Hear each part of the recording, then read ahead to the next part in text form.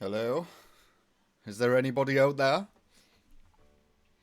We are back live with Sunderland AFC. We are, of course, in the summer transfer window. I'll not lie to you. I couldn't wait. I've done a lot of transfer business already. I might even be finished. But we're only on the 14th of July. So let's get in to the interesting bits. So, we did start with an £18 million budget. We have had to fiddle with the figures a little bit. As you can see, we currently have £7.6 million remaining, with an £86,000 wage budget, which is not too shabby at all. But we have spent quite a bit. We've spent 6.25. We've brought in 400k, which isn't the greatest amount of money, but you do what you can in these difficult times. So we start with the outs. Will Grigg has left the club. Legend. He's went to join Lincoln City for £225,000. In terms of his contract, we're only paying £975 per week to get him off the wage bill. He was earning £10,000 per week at Sunderland, so I'm quite pleased to be able to move him on to Lincoln City for 225k. Next up to leave was Lee Burge. He was our backup goalkeeper. He has went and joined Swansea City for £185,000. We are not paying any of his wages, so entirety of his wages have went off the wage bill, which I'll not lie to you is the main priority with a lot of these sales. Tommy Smith played quite a few number of games for us last season, starting 25 with one substitute appearances. Didn't play too badly in League One either, but we have much better options at centre back. In terms of what we've done in the transfer market already, defence I am super pleased with, absolutely delighted with what we've been able to do in that area. So Tommy Smith's left to join Philadelphia Union on a free. Ruben Sammet was one of our under-23 players, went and joined Gateshead for a free after his contract expired.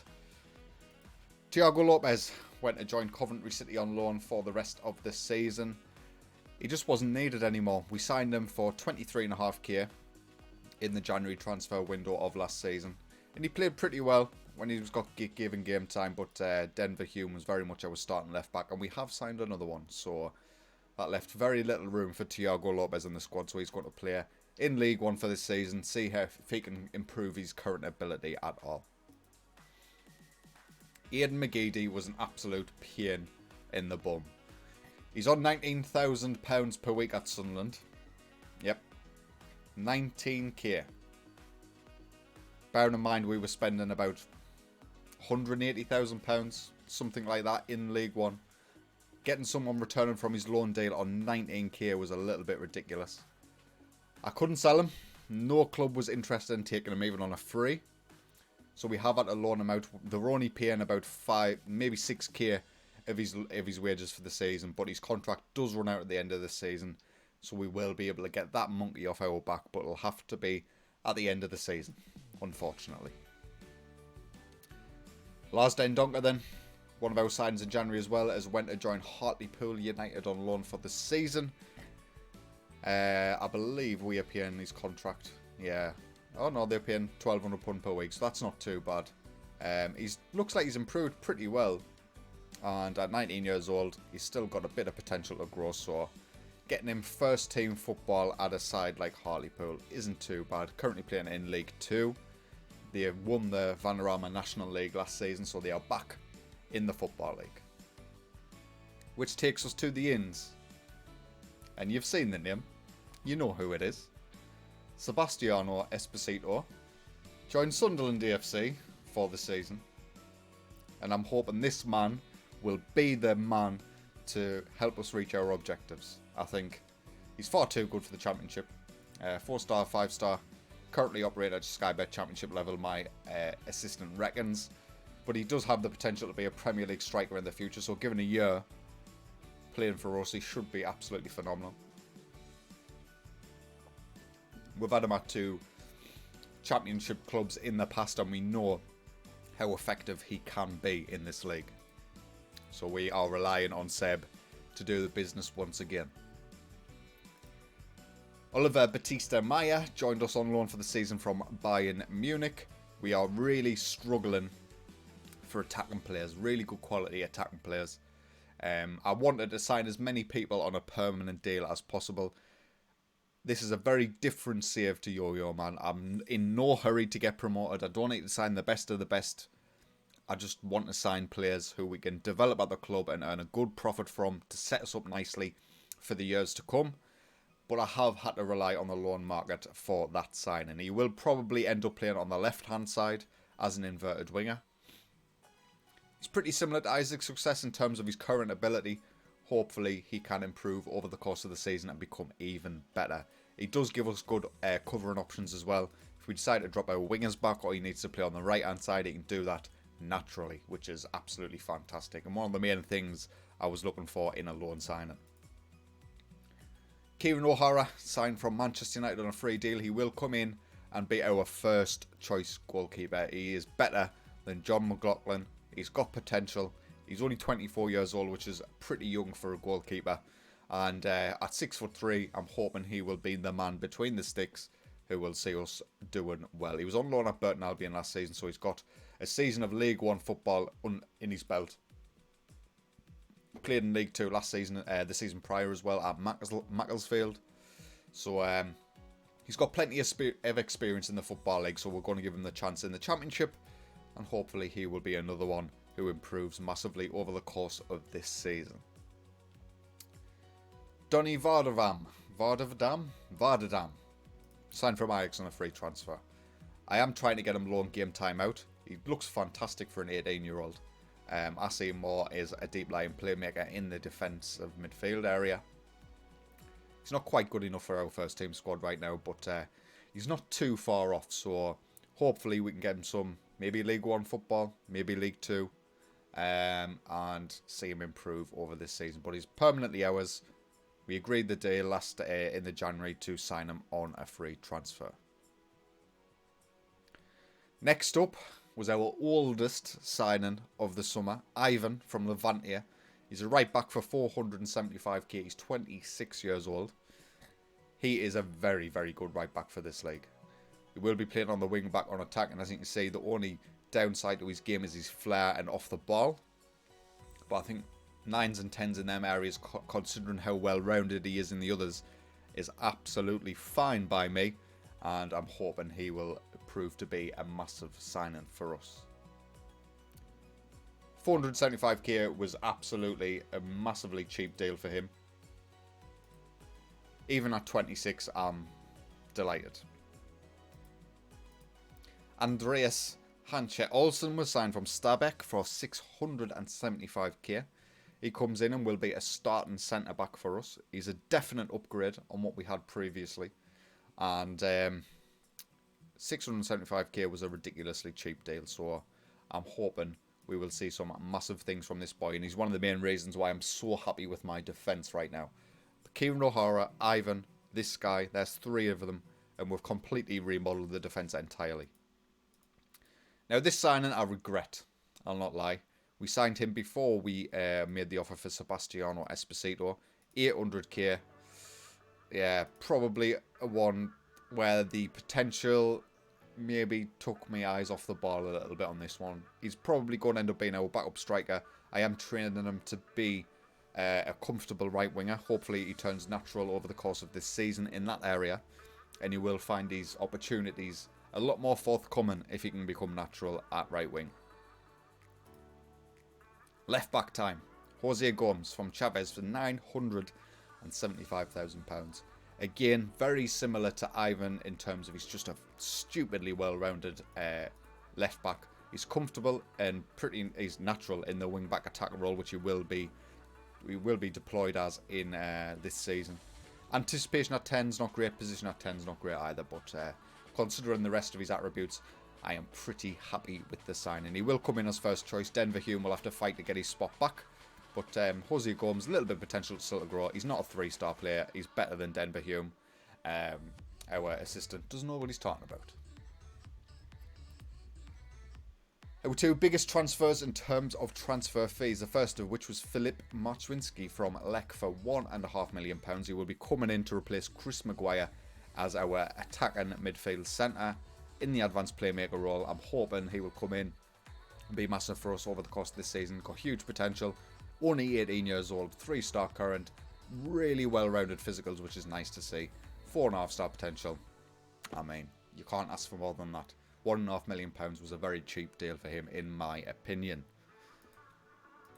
And finally, we have Branimir Kalajsa from Benfica for £1.8 million. He will come in and partner Andreas at centre-back.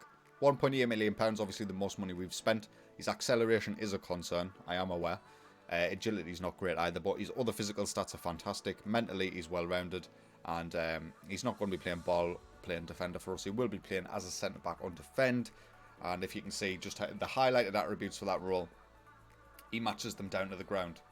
And I'm hoping with them two at centre-back, with our new right-back and our new left-back and our new goalkeeper, we've got a starting 11 which should be pretty good. We do have a couple of more loan offers in for players. We'll review them in just a second.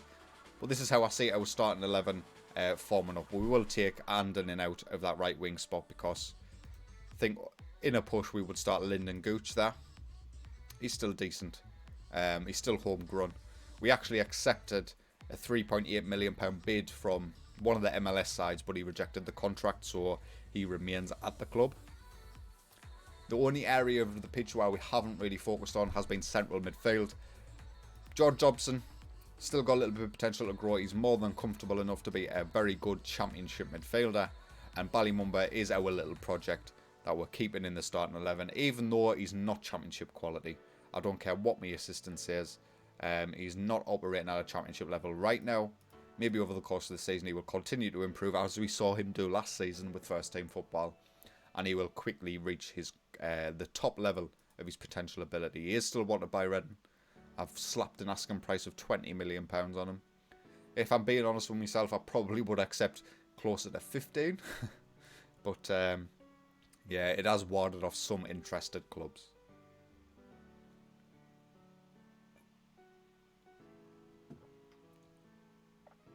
So obviously new signings come in and reshape our starting 11. O'Hara in goal, Ivan, Hancha Olsen, Kalajsa, Gomez in the defence. Dobson and Mumba retain their spots in the midfield. Lyndon Gooch, Marczewski, Batista Maya and Esposito are leading the line. In terms of our backup players, this is where it gets a little bit more tricky. John McLaughlin will obviously be our backup goalkeeper. Conor McLaughlin will be our backup right back.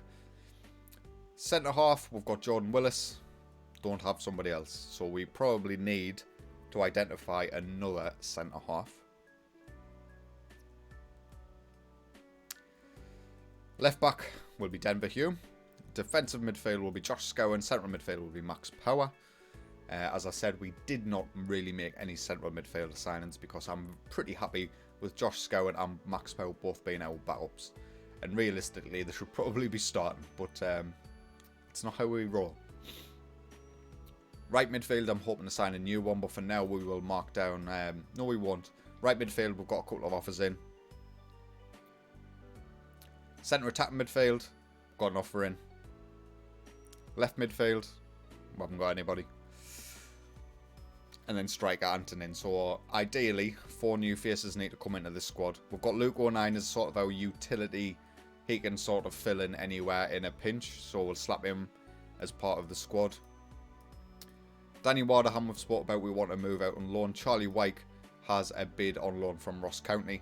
No clubs were interested on taking him on a permanent deal, unfortunately. And Grant Ledbetter, I have got absolutely no chance. He's on 15 grand per week. He's valued at 22k, 34 years old, and he's just a bit long in the tooth for any other clubs to sign. So with him being a homegrown player at club, I'm happy enough to see him sit in the squad and do basically nothing.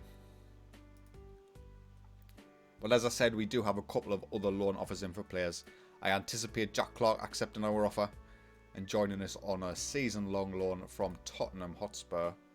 We are the only club who's went in for him. There is interest from other sides, but they haven't quite went in for him as of yet. We've also got an offer in for Rotario Machino. I anticipate him being our backup attacking midfielder and left winger. He's probably better than Marczynski right now, but Marczynski is our own player with potential, so I won't be starting him over. You might start over Batista Maya if he's playing better. But yeah, a lot has changed, and I think we've done pretty good business so far. Having said that, we are a little light at centre back. Maybe I'll just keep Danny Vardavam in the club.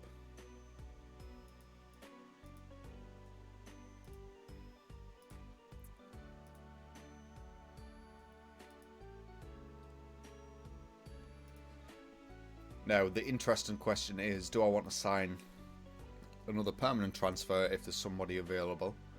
Or do I just want to go for a loan option and we don't think we'll get much game time? I'm thinking if we can find someone who's even better than the centre-backs we've signed, then we make a new permanent signing. And all these players valued at over £10 million. We've got absolutely bob up of signing any of them, so we'll limit the value to 2.5. We do have a lot of money to spend, so if the right player presented themselves, I would splash the cash. Nicolo Armini. He looks absolutely superb at 19 years old. How much would Lazio want? No, that's the main issue. Maybe I'll just loan him in for the season. I think that probably might be what's happened. Santiago Brunelli, not good enough. Gustavo Enriquez, not either. Abul Mumin, don't think he's better than what we've got currently. Rodriguez looks pretty well rounded at 22 years old, but as he is Brazilian, we are having a lot of issues in terms of actually getting players work permits. Brexit hasn't happened on this, so European players are pretty easy to sign, but South Americans are a lot more difficult. Lorenko Simic looks okay, but at 23 years old, he's probably has limited potential ability to be able to grow with us. He looks pretty good. Rangers have bid 725k. Christian Rees. Let's compare him to one of our new centre backs, Andreas. See, he's not like a step above, is he? In fact, well, he's a little bit better in some areas. Andreas Olsen has the heading, marking, advantage, tackling is equal. Mentally, I think Christian Rees has the edge. Andreas Olsen has better strength, but slightly worse. Probably not worth spending another 700k on a centre back like that, who's not a big upgrade on what we already have. I'm thinking Nicolo Armini, if we can't sign him permanently, we will look to sign him on a loan deal for the rest of the season. And does he come in? I think he does come in as a starter as well. So although VVA is a very different player to Andreas Hanche-Olsen, much more physically minded, particularly in terms of his acceleration. Technically he's better well-rounded, but maybe not for a central defender role. Equal on heading, Andreas Hanche-Olsen has slightly better marking, but Nicolo Armini has slightly better attacking, so I think it's a wash there. I think you can probably give that to Nicolo Armini just down to the other attributes that he's better with. Andreas Hanche-Olsen definitely has better mentals. As an older player, you would expect that. I think Nicolo Armini is an option, and probably not as a starter. Hold on. If they only want 2 million or something for him, I would probably make the purchase. They want 21. So we will just look to get a loan deal in for Nicola. And if he was to join along with these two, that would take our loan deals up to 5, and that is my limit. We can't get any more than that in a matchday squad, so we don't want to be overloading ourselves and coming up with squad registration issues just because we have too many loans. Hello, Jake. I just used the search tool, Jake. I'll go through how I set it up initially. So if you click this package, you can then decide how many players. Basically, it shows up in your search results, but does cost you money out of your scouting budget. So it costs 20k per month to have the World Senior package and 40k per month to have the Youth package open. And that basically just increases the amount of players that will show up in this search result. And then I'll start this from the beginning. So let's say we're searching for a striker. Now, one of my signing philosophies on pretty much every single save I have is only signing players under 23. So I set that limit straight away. And then I'll go on this attributes tab, pick.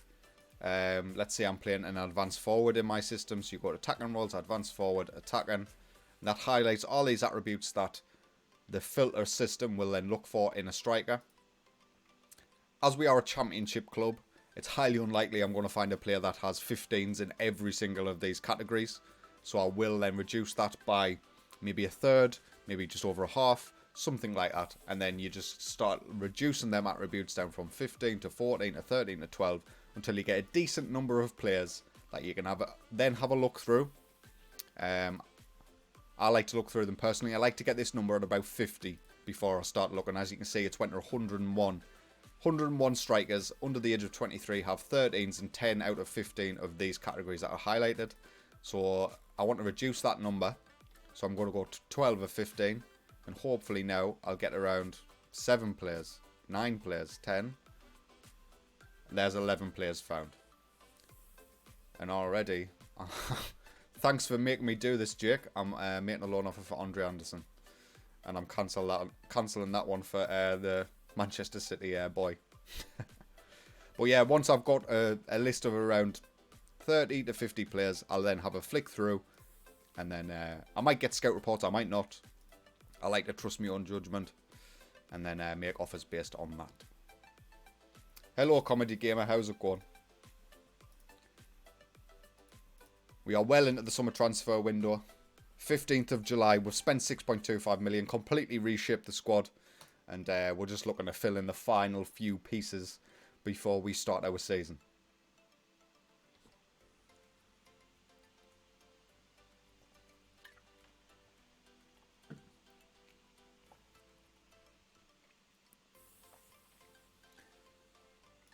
As well, Jake, if you're still watching, I also set my scouts out to scout specific regions. So I'm focusing pretty heavily on Europe, as the sort of money we are talking about, work permits, are unlikely for other nations. So Danny Philpott will cancel his assignment. I'll show you how I do that. So create new assignment. We'll go to regions, Central Europe. And then for this specific one, I am limiting my scouts to only report back to me players under the age of 19. 2.5 star current ability, which is fairly good. And then scouted potential ability as excellent, 4.5 star. And then I set them away, and over the course of a season, they will... Who did I cancel? I cancelled Andre Anderson, didn't I? After I just offered it. Absolute numpty. Thankfully, Lazio aren't too peeved by it.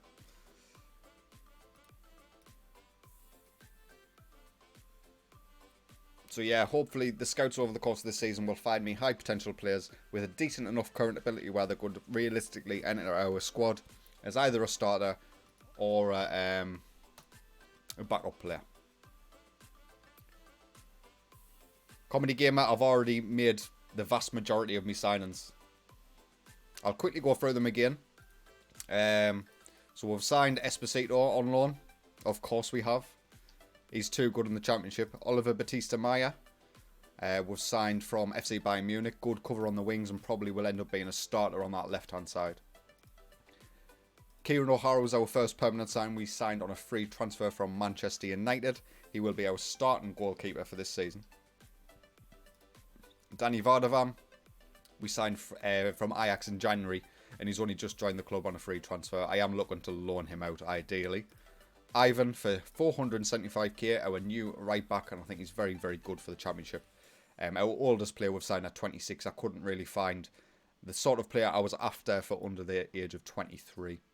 Andreas Hanche-Olsen we signed for 675k from Stabæk. A very, very good centre-back with a little bit of potential to grow as well at 23 years old.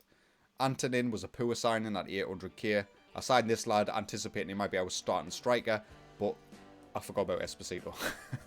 So I'm training him to be a right winger now. Jose Gomes was signed to be our starting left back from Chavez for 975k. Filip Marczynski for 1.5 million to be our advanced playmaker, 18-year-old Polish lad. I'm pretty sure I've seen him come pretty good on FM. And Branimir Kalisa from Benfica for 1.8 million coming in as our starting centre back as well. Only sales to talk about Will Grigg and Lee Burge. Will Grigg has left the club. He will not be a part of my squad for next season. And we're not paying too much of his wages either to get him out.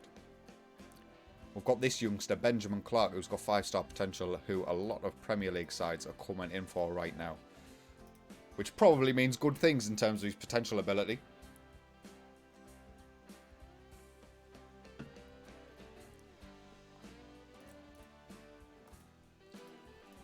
But once these final loans come in, unless there's like a really, really good deal, because we do have money left, I think I'll probably bank that money for January. And I'll tell you why.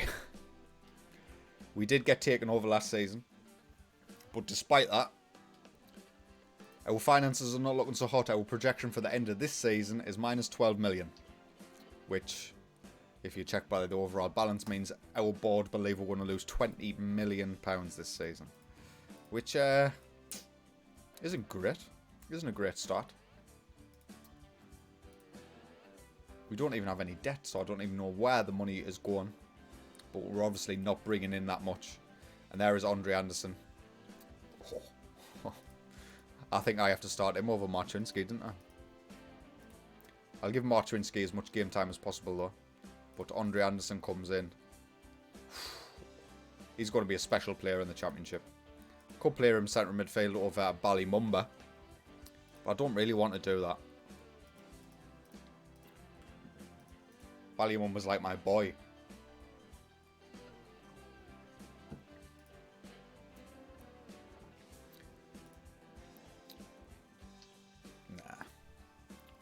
So we do have our scouts coming back with some players. 25k for this lad. Wouldn't be a bad deal, but we don't need him. He looked like he would have been a pretty decent Championship option.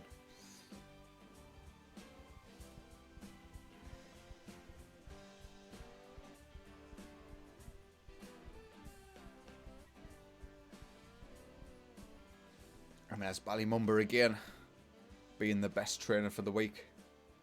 Valued at £4.2 million now. I think at the start of this year he's valued at about 100k. So he has massively improved over the course of last season.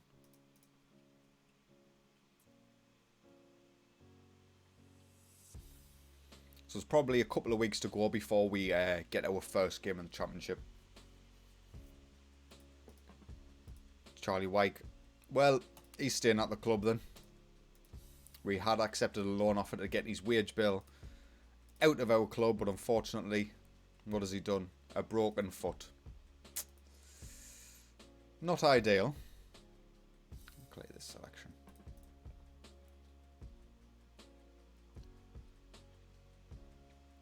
We do have some interesting prospects, as I mentioned, Benjamin Clark. I'm liking him so far. Obviously 8s and 9s and heading and marking's pretty good for a 16-year-old. His physicals are getting there. They really are. If you go to the squad screen, our under 18s. There's a second one. Yeah, oh, that's Danny, obviously.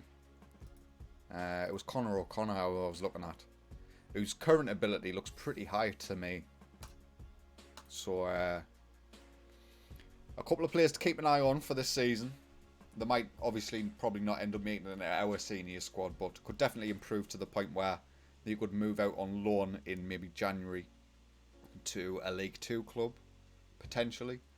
It does depend how much they improve over the next 6 months or so as to whether I'll even let them, because if they do leave our club, they'll be leaving good staff, they'll be leaving good training facilities, and even though they're not getting first team football at 16 years old, it's not a requirement. I think you can safely keep players up until the age of 19 and not have to worry about denting their growth without first team football.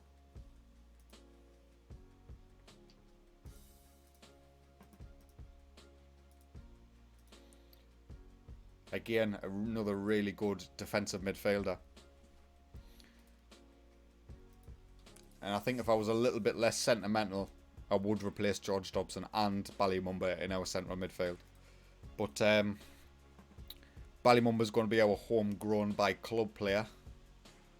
And George Dobson does still have a bit of potential to grow. I'm not sure we're Comedy Gamer, maybe how long we've been live, about half an hour, so maybe another couple of hours. We'll get well into the season. We'll probably end up playing 5 or 6 games in the Championship. I haven't even told you my board expectations, have I? They expect me to finish in the top half. I mean, oh no, mid-table, sorry. Top half's next season. But I think for a newly promoted club, finishing mid-table is going to be tough. In terms of the clubs who were relegated from the Premier League, we have Newcastle United. There will be a derby. We have West Ham. Who else got relegated?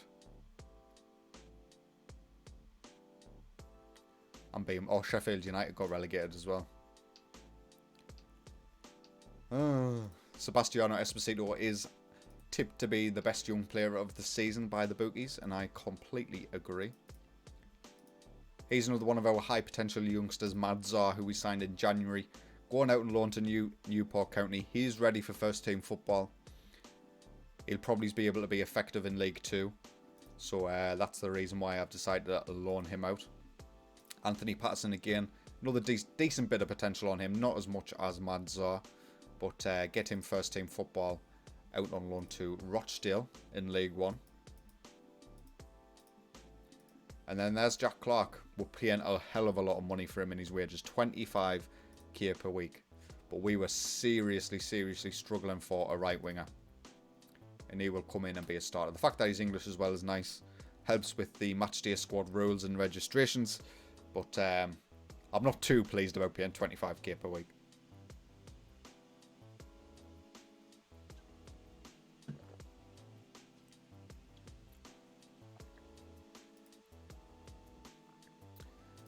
So with that, our wage budget goes down to 50k per week spare, with £7.6 million available in the transfer budget.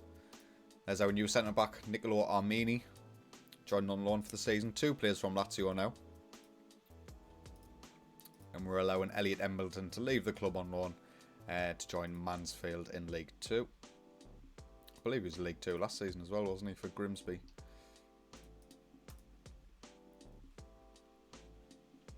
It's a bit of a shame, Elliot Embleton. He was really highly rated by our coaches a couple of years ago. Thought he was going to make the step up to the first team squad after consecutive relegations. You would have thought that's going to open up a lot of opportunities for our younger players, but never seemed to quite kick on as much as we thought. And here's all the players whose contracts runs out at the end of this season. The likes of Jordan Wilson, Max Power, Conor McLaughlin, all in the first team squad, but I'm hoping within a year's time we'll move past that level of quality of player. I don't anticipate us being able to reach the playoffs this season. With Ballymumba and George Dobson in the first 11, I just think we probably don't quite have the required quality to be able to match the top sides in this league. The likes of your Newcastles, your West Hams, your Sheffield Uniteds, and then the other top clubs that still remain in the Championship. If we go to the season preview, we're expected to get 14th by the media. West Ham, Newcastle, Sheffield United all predicted to get top 3 after being recently relegated. Fulham, West Brom and Brentford complete the predicted playoff spots. But I'm happy to say that we are heavily predicted to stay up by the media at the very least. 14th, I would probably take that right now, 14th. Aidan McGeady's went out on loan, comedy gamer for the rest of the season. He's on £20,000 per week, which is a huge amount in our squad. And here's another offer for Lyndon Gooch, this time from Hibernian. I did mention earlier that we accepted a £3.8 million offer. Scared them away. From an MLS side, but he did reject the contract. I would have accepted 3.8 million.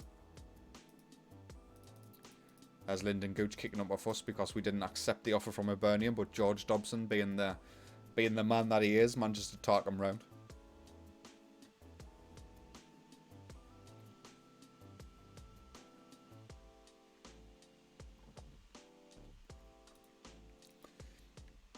I think the problem with Aidan McGeady, because he's 34 years old, his physicals are just dead.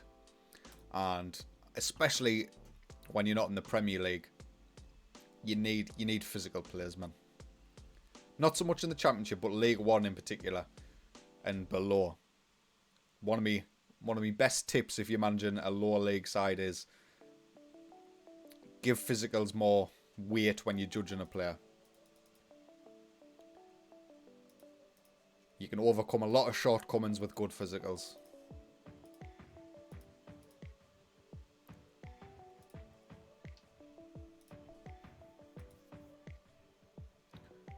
There's our scouts starting to come in with some high potential youngsters. Kegs Chalk from Southampton. They would only want £14 million from. We'll move on from that. One of the main reasons I set up my scouts the way I do is to hopefully find a lot of players whose contract's going to be running out at the end of this season, and then being able to sign them on incredibly cheap deals as a result. But Brentford, one of the highest rated teams in the league, is our first game in the Championship. So that should provide a pretty good test at home as well as to what level of quality our squad is actually at. I'm thinking we're going to finish top half, personally. I think we'll challenge for the playoffs as well. I just don't think we're quite good enough to make it. It all depends on how much Ballymumba and George Dobson develop over the course of this season as well. I will be forcing them into my first 11. So they're going to get plenty of game time. We've upgraded everything. So our board have actually been pretty accommodating this season. So data analysis facilities were improved, increased the amount of coaches, scouts and physios, increased our scouting range as they were limited me to only Europe. Now we are worldwide, improving the youth recruitment, improving the youth facilities and training facilities, which is due to be completed in December this year. And I can't emphasize enough how often, every time that option is available from within the board request, you should make that request and fight for it as well. Just don't go too far and threaten to resign if they don't give you it, and then they sack you. That's a little bit of a sticky situation to get out of.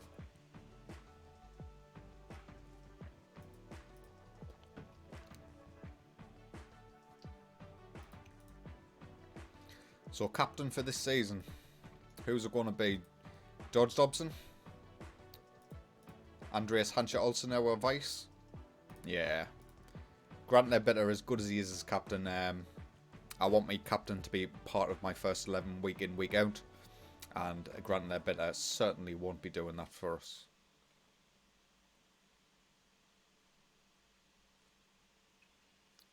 So I am pretty relatively content with my squad now, I think. I think we can do some damage. Particularly the loan signings again. The loan signings have upped out the quality of our squad massively. I'm not sure which of the 3 centre-backs we've signed we're going to start with. Obviously only got 2 spots. Jordan Willis has reduced now to a 4th choice centre-back. having played pretty much every game for us last season.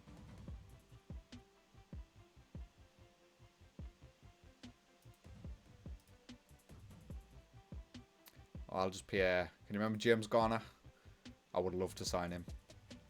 Hopefully his contract runs out again.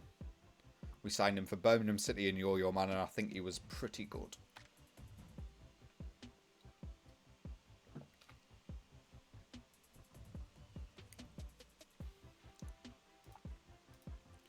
But with Esposito in our squad, we can genuinely achieve a lot in this.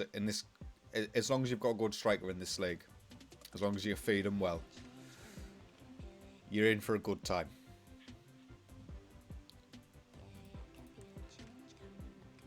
We're not going to bother taking part in the transfer deadline day, as I have no interest in signing any more players at this point. I would like to try and get Danny Vardadam out on loan somewhere. I'll pay his wages. As long as he's getting first team football, I don't really mind. In terms of our under 23s, we'll hide the players who are out on loan. Michael Collins, not quite ready for first team football, I don't think, at 1.5 star. Our backup striker to Esposito is currently Andonin, which I'm not particularly pleased with. We signed him for 800k. I was actually going to persist with him as our starter because of his potential, but he's came in, got injured, and his attributes have all tumbled. But we can play him up front. We can also play Andre Anderson up front in a pinch, and he will be a good striker as well. Here's another offer from Fulham, this time for Benjamin Clark. We will reject that. We have no interest. While Madam's probably going to be in the first team squad for this season, then I am going to make him available for all of the under 23 games, but I want him training with the first team squad. Oh, Brentford and Sheffield United, our first 2 games, they're not making it easy. Really not.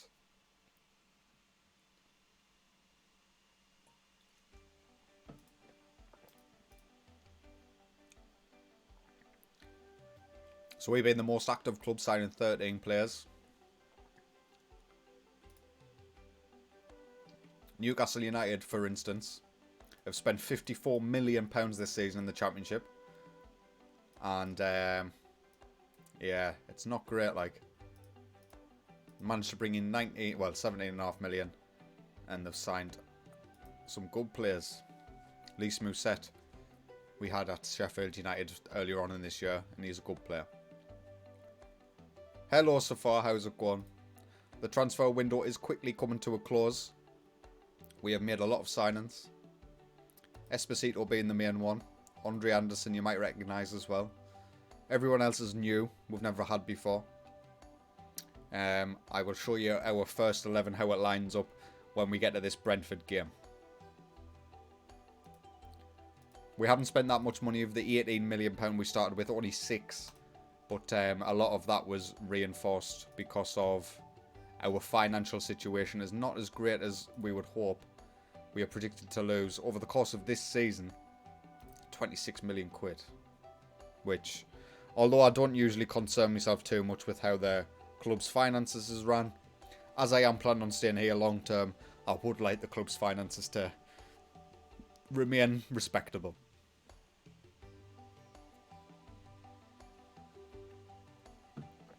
Now, before we get into this game against Brentford, I will just quickly nip to the loo. I'll see you in 2.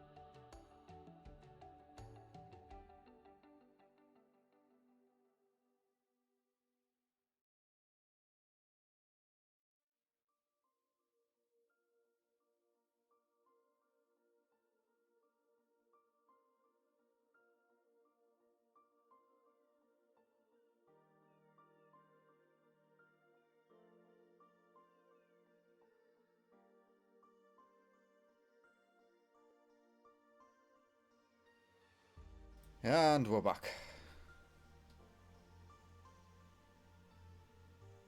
Oh, insomnia is not fun. Absolutely not. Don't think I've ever had proper insomnia myself, but I always have had issue with my own sleeping pattern. I'm not doing too bad. I am on the final stretch of me 2 weeks isolation, so I've only got 3 more days after today before I return to work. Which I'll not lie, I'm actually pretty happy to get back to work. Spending 2 weeks cooped up, not fun. Apart from when I'm playing Football Manager, of course. But even just being able to go down the shop and get my own milk and not having to rely on my family to help me, I'm looking forward to that. Right then. For anyone who hasn't seen, this is going to be our starting 11 for this season. From today, I think is our best option. Kieran O'Hara, who we signed on a free transfer from Manchester United. Much better option than John McLaughlin with potential to grow. So a very good signing in my opinion. Ivan was our new right back. We signed for 475k. Unfortunately, he is injured for today. As is Conor McLaughlin, our backup right back. So Luke O'Nien is going to get the start there today. Thankfully, we kept him around as sort of a utility squad player who can play in multiple positions. Our centre-backs, we do have a bit of a dilemma now with the signing of Armani, but he is not going to start today. It's going to be the 2 boys we sign on a permanent deal. Hansha Olsen, we signed a Norwegian centre-back for £675,000.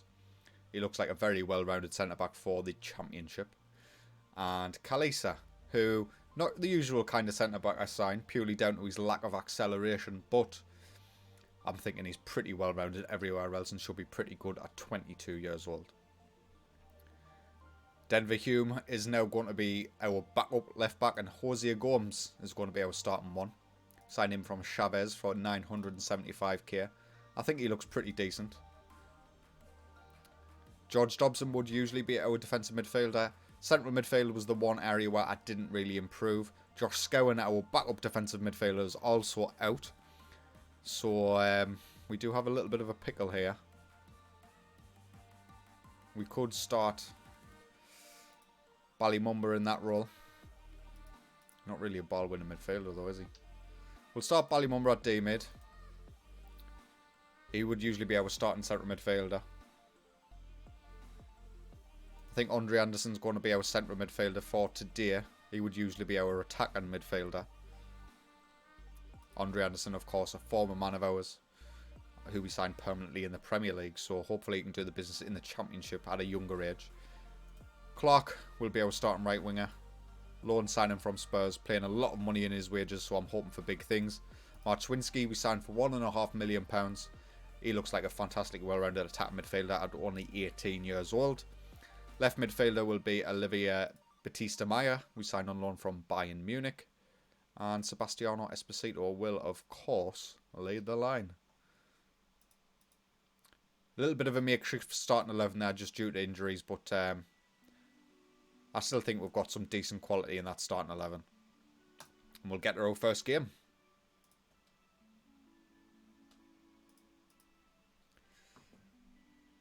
Brentford are one of the teams predicted to finish in the playoffs, so it's probably going to be pretty difficult.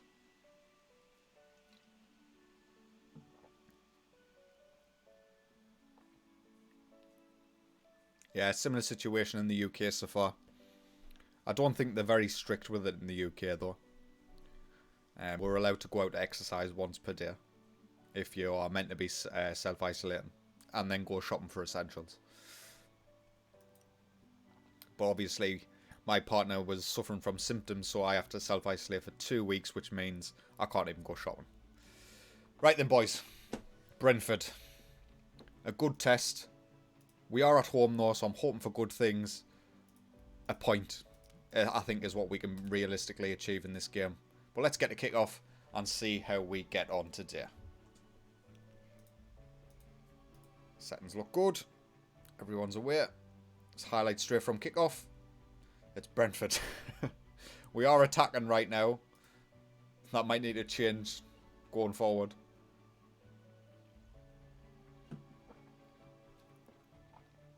Hunter Olsen trying to find Batista Maya on that left-hand side, but Dalsgaard gets in at it.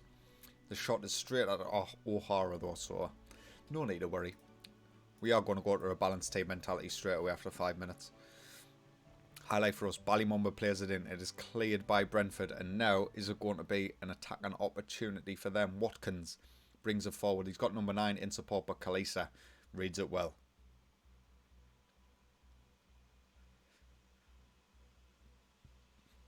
Jose Gomes down the left for Batista Maya. So go on, Esposito. Oh, his first chance in a Sunderland shirt. It sends shivers down the spine. Batista Maya with a corner. It's cleared by Dalsgaard, but only as far as Marchinski. Is he going to whip it in? Back post to Seb. He whips it into Clark. Ballymumba. Oh, Bally. Come on, son.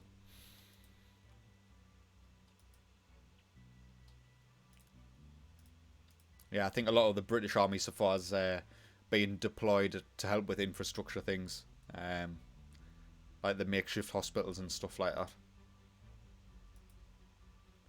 Corner for Brentford. Jensen plays it in. Nemesha wins the header and goes just wide for Brentford. Not a bad start by us. Obviously, the first 10 games or so of this season is going to be pretty dreadful. Esposito wins the ball. Just down to the number... Oh, he goes close. Just down to the number of fresh faces in the first 11.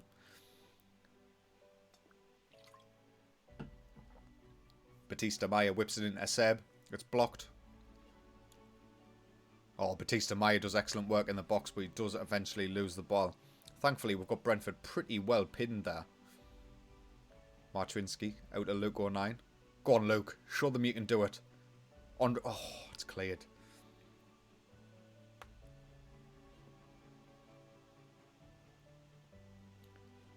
In fact, I go all the way back to the goalkeeper. It looks like Brentford do play a pretty pressing game. Don't lose the ball. O'Hara. Well done, lad. Kalisa to Mumba. Nice play through the centre, finding Batista Maya on this left-hand side. Feeds in Seb. He's back, boys. He is back. Sebastiano Esposito with his first goal for Sunderland, and hopefully the first of many. Nice play from us through the centre of the park, finding Batista Maya on this left-hand side. And Esposito is there. Buries that beautifully. Oh, hopefully we'll see that 30 more times this season. I absolutely love Sebastiano Esposito. Highlight now, and Mecha gets dispossessed by Andre Anderson, and it's a penalty for Brentford. Our lead does not last that long. Emiliano steps up for them. Kieran O'Hara can't be the hero we need right now. Sunderland 1, Brentford 1. It hasn't been a bad start of the game, but Emiliano Marcons scores for them. You're absolutely right so far. I think Esposito has Will Grigg posters up in his bedroom. Marczynski on the left-hand side to Andre Anderson. It's whipped in. It's cleared to Ballymumba. Goes close. Raya, the goalkeeper for Brentford, with a good save. Batista Maya is to take the corner. It's whipped in. It's claimed by the keeper.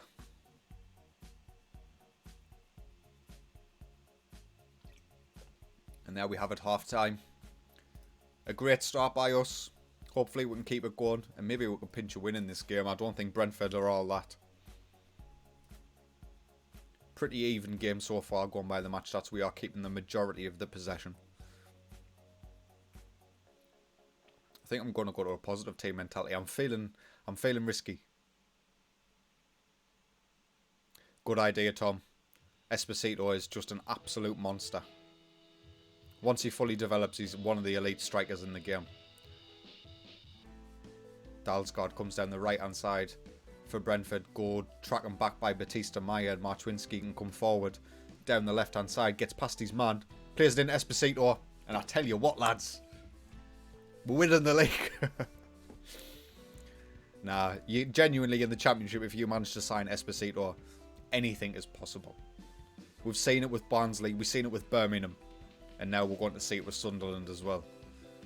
Great finish. Good play by Marczynski there to get the assist as well. And we'll have to keep an eye and see if Brentford go for this.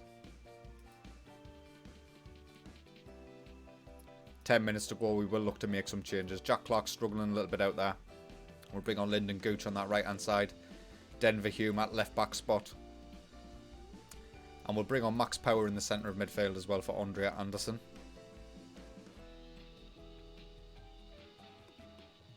Highlight with only 3 minutes to go. Denver Hume, show him what he can do at left-back. Gets past 2 men. Go on. Batista Maida, Esposito. Oh, nearly getting his hat-trick.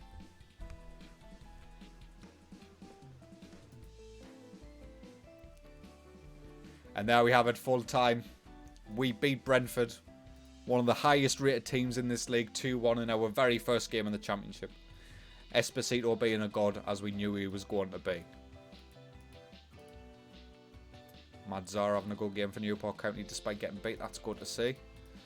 Esposito is of course the man of the match, so we will praise him. I want to become one of his favoured personnel. Labelled the next Roberto Bottega. Nice.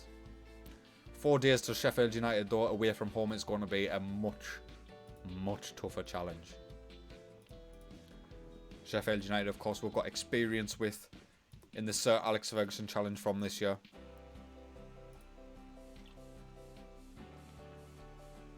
We'll see once we get to the game how much they have actually changed their first 11 in their squad after getting relegated.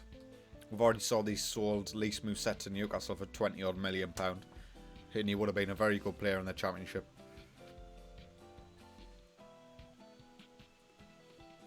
Got Birmingham City after that as well, with just all the former clubs.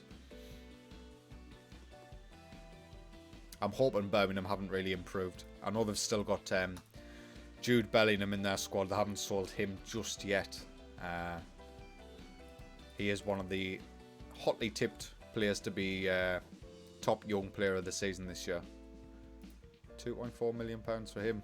Juan Miguel Gutierrez might be an idea for once Esposito leaves the club. Another good centre back. Our scouts are finding plenty of options for us to go through. Thank you very much, Pete Esposito. He was always going to return for a Championship season. I wanted him in League One, but unfortunately he was too young.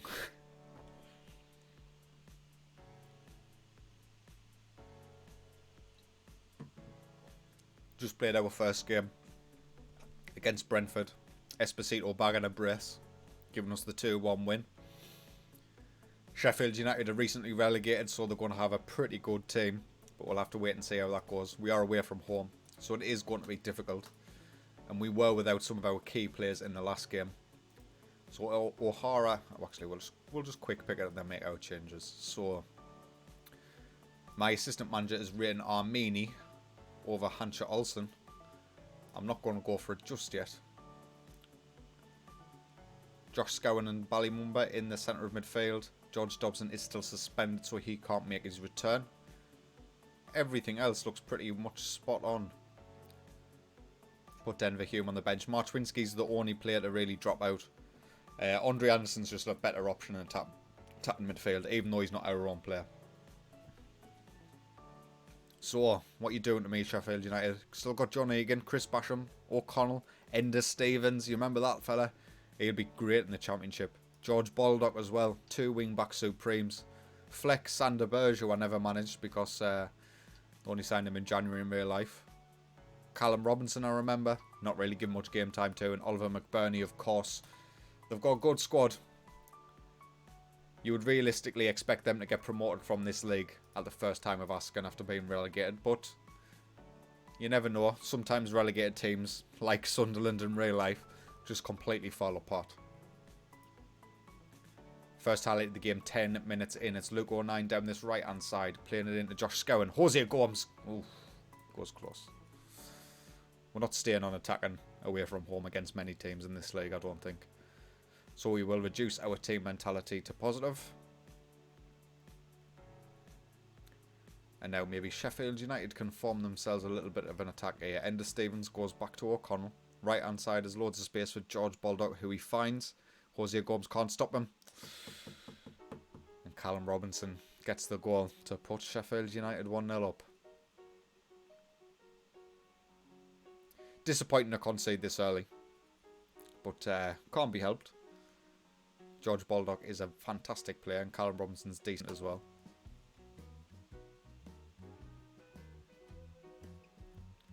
Never say never, Pete. Our board expect us to finish mid-table, so I'm hoping for top half, but I'm secretly hoping that we'll compete for the playoffs, and then I'm even more secretly hoping that we'll win the playoffs. But the first 10 or 15 games or so this season is going to be difficult. Callum Robinson in behind. We've made so many changes to the starting 11 with so many new faces who need many of them from Europe as well, who need to get into the squad and learn the language and be cohesive with our former players as well.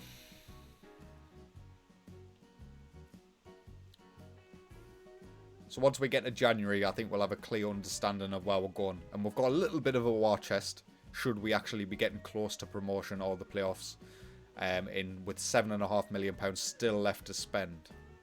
So, give ourselves every opportunity to improve over this season. But there's 2-0 for Sheffield United. It's a long way back. Long way back. It's been a pretty even game as well. Maybe we will go attacking for this second half. See if our boys can pull us back into this game by our bootstraps. Ballymumba plays it out to Luke O'Nien on this right hand side. Gets past his man. Whips it in. It's cleared. Ballymumba picks it up on the edge of the area. Plays it back to Hosier Gomes. He's got the trickery to get past his man. Whips it in. Oh, Clark's there. Luke O'Nien shoots. We're not really breaking that three-man defence down, are we? Jack Clark in the box. Plays it back to Josh Scowen. Luke O'Nien. Come on, lads. Esposito. Esposito, please. I think we will look to make a change. We're going to put Andre Anderson back in central midfield and bring on Marchwinski for Ballymumba in the attacking midfield role. It does improve our quality, that. As I mentioned earlier on the stream, Ballymumba is not championship level, unfortunately, but we are going to stick with him. Fleck with a free kick for Sheffield United. Plays out to Oliver McBurney. Callum Robinson in the box. Offside. Offside. We don't care. 20 minutes left. It's all Sheffield United right now. It's going to take a lot of work to get back into this game if they score from here. O'Hara saves. We'll go very attacking for the final 20 or so. And we will look to save some tired legs. I'm already writing this game off. Denver Hume can come on at left back. Lyndon Gooch can come on at right wing.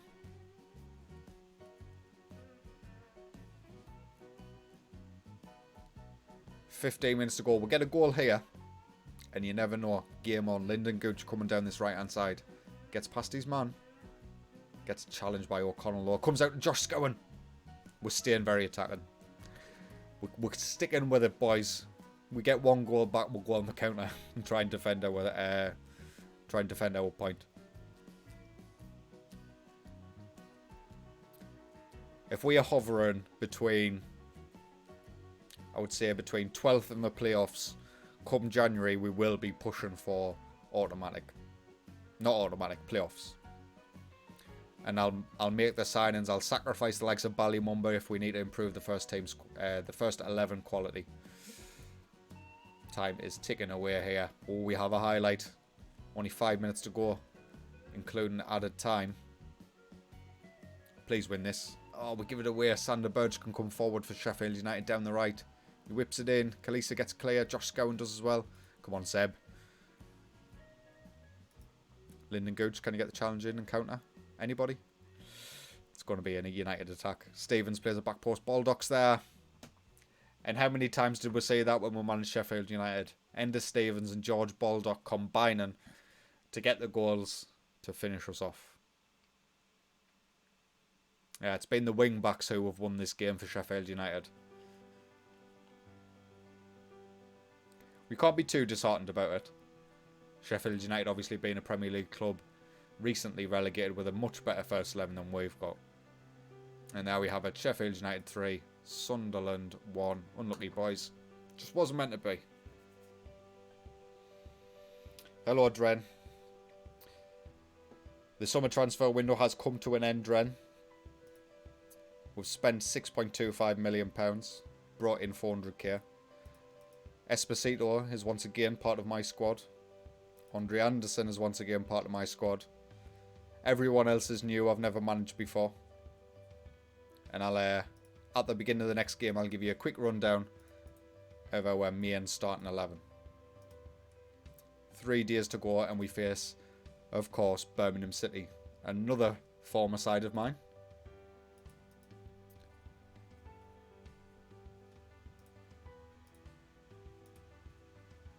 We've won our first game in the Championship against Brentford at home. A good 2-1 win. Esposito getting both goals in that one. But we have unfortunately just fell to defeat 3-1 away from home against Sheffield United. Looks like Birmingham City have had a decent start in the first couple of games, sitting in 5th.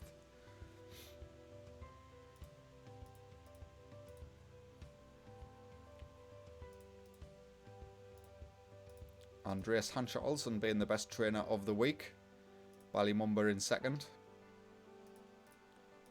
Antonin, who we signed, a complete failure of a signing. Yeah, so far. My pronunciation of anything that's not British is absolutely dreadful.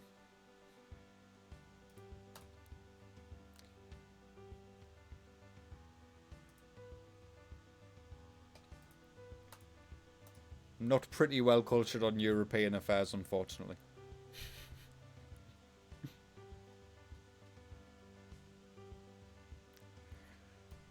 Denver Hume on the bench, don't I? I'm going to start our 2 main centre-backs who we signed permanently. Ivan's just returned from injury. He could play this game. And with Conor McLaughlin still injured as well, we need Luke O'Nien on the bench. George Dobson returns after his suspension as well, which is good.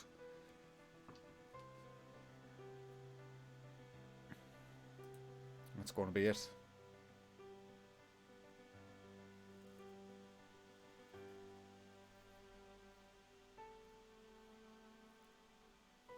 I'm not even going to pretend to try so far. His name's Marchwinski for me. Right then. So our first 11, Kieran O'Hara. We signed on a free transfer from Manchester United, beat our starting goalkeeper. Ivan, a starting right back, 425k, the oldest player we signed at 26 years old. Kalisa we signed from Benfica for £1.8 million. I think he's going to be a fantastic championship defender. Hancha-Olsen we signed for 675k from Starbeck, another centre-half who looks pretty good to me. Jose Gomes we signed for 975k from Chavez to be our starting left-back. George Dobson and Ballymumba retain their spot in our first 11. Jack Clark comes in on the right wing from Spurs on loan.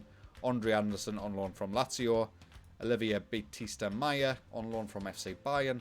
And Esposito, of course, on loan from Lazio. So we are relying quite heavily on loan players this season, but not as heavily as we have done in the past. Because I plan on being at Sunderland long term, I was prioritising permanent transfers as I've got all the time in the world to develop them myself. Batista-Maya with the corner, it's cleared as far as Hancha-Olsen out to Andre Anderson. George Dobson on the edge of the box gets dispossessed and Bellingham can come down the left hand side for Birmingham City. Motors past our right back and our centre back, and Jude Bellingham. Nervy times. Let's go balanced. Although actually, that was just a one-off counter attack. We were dominating the game in our first 10 minutes, going by the match stats. Highlight now. Right hand side, George Dobson plays it back to Kalisa. Switch the player, Hancha-Olsen. He does. Jose Gomes. He's got the attacking capabilities that Denver Hume maybe lacks. Jack Clark at the back post.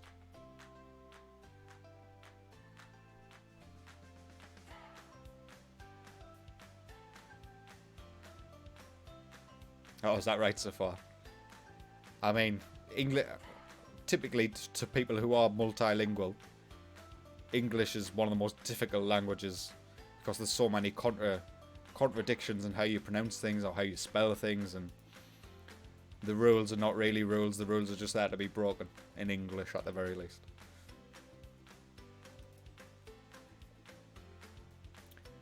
So Ivan, it's his first game for the club. He is struggling a little bit out there. We'll maybe look to substitute him at half-time and bring on Luke O'Nien. 0-0's not too bad of a start.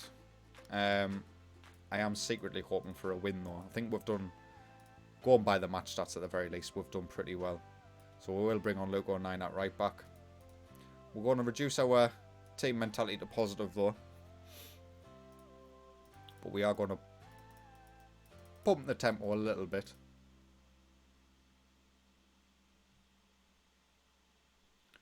Highlight Luke O'Nien to George Dobson. Whips it in. Batista Maya gets cleared though. Oh, we've 2-on-2. Disaster. Bella. Jerome Bella on this right hand side. Get the challenge in. Oh, it's back post for Bellingham. He goes over the bar. I know, I need to use that set nickname function a lot more, Pete. That's why a lot of the times in my saves, you'll hear me just call them by the first name. Damien Maillard. It was always Damien. Just in case I wasn't pronouncing Maillard right. We'll bring on Denver Hume at left back for Jose Gomes. We'll bring on Marczewski at left wing. Let's call him Philippe. Ballymumba with the free kicks. Played in. It's cleared. We haven't left ourselves quite as open, but now it's 3-on-3. Sunjic. Oh, good save, O'Hara. The only chances Birmingham have created are from the counter. And I'm worried now, because we are not really creating good key chances. So I'm going to sit a little bit more cautiously. And I've suddenly changed my expectations and hopes of this game to a point. Esposito, though, he can change everything. Is he broken? He is broken. Sebastiano. He's just a beautiful, beautiful man.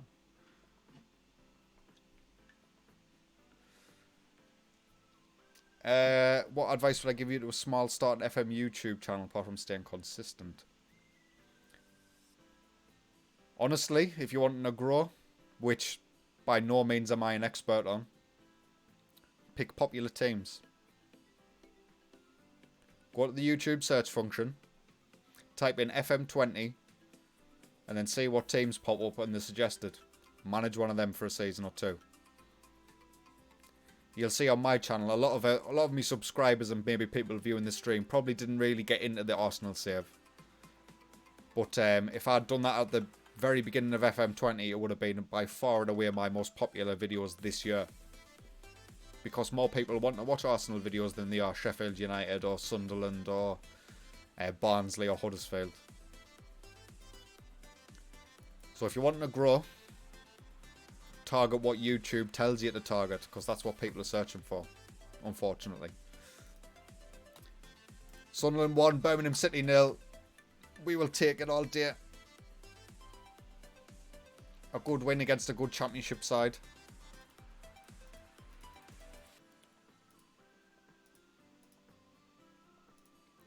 Four days until our League Cup first round against Charlton.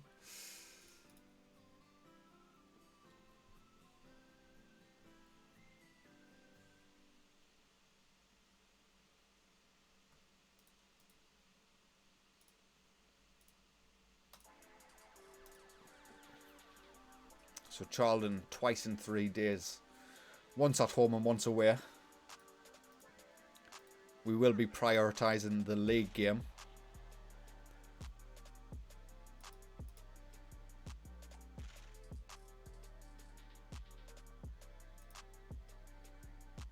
Andre Almeida could be an option. We have got our scouts set up to hopefully find me some very good targets for January.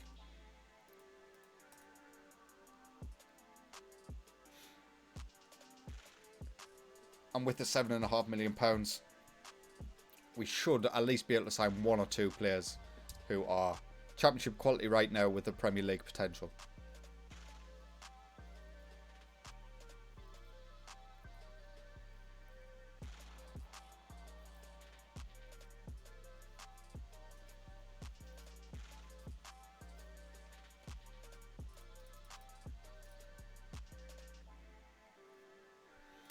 Right then. Charlton at home. We might end up rotating. Not fully. We can't afford to do it fully. We've got Armenia who can come in at centre-back. Our wing-backs we might be able to change. Give Denver Hume a start. We'll give McLaughlin a starting goal as well. He is pretty similar to O'Hara in current ability. We will start Ivan. We need to get him back to full fitnesses as quickly as we can. Denver Hume in at there. So we will look to get Josh Scowen and Max Power involved in today if we can. Which we can. Clark will come off a Lyndon Gooch. Marczynski in behind the striker. Antonin is not fit, so Seb is going to start, and we're going to start Batista Meyer as well on that left-hand side. We'll stick Ballymumba on the bench. He's pretty versatile. He'll be able to cover us in a pinch in a lot of positions. And here we are, 4-2-2 Diamond for Charlton. It's not a formation I come up against often. Has our assistant manager been poached? I think he might have. I don't have an assistant manager anymore. Did I just completely skip through that message? Lyndon Gooch. Charlton are championship opposition. They stayed up last season. So 4 minutes in and go 1-0 up is not too bad at all. We will come off attacking though. We'll go to positive as they are on the counter. And we need to be careful. They're a similar level quality of squad to us, I would imagine. Batista Meyer with a free kick. Lyndon Gooch almost with his second.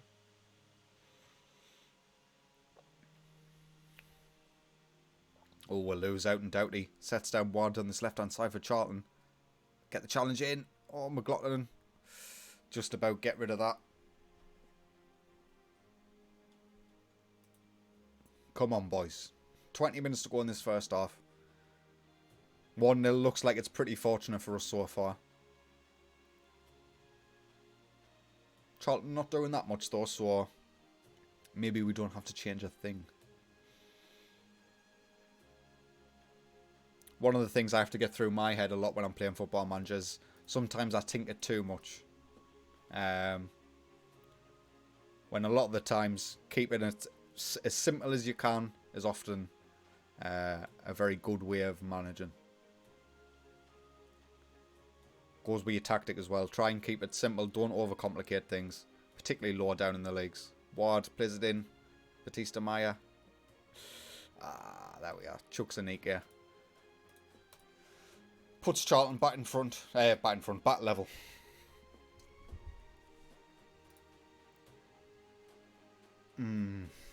What do we do? We've went attacking. We're going to up the tempo.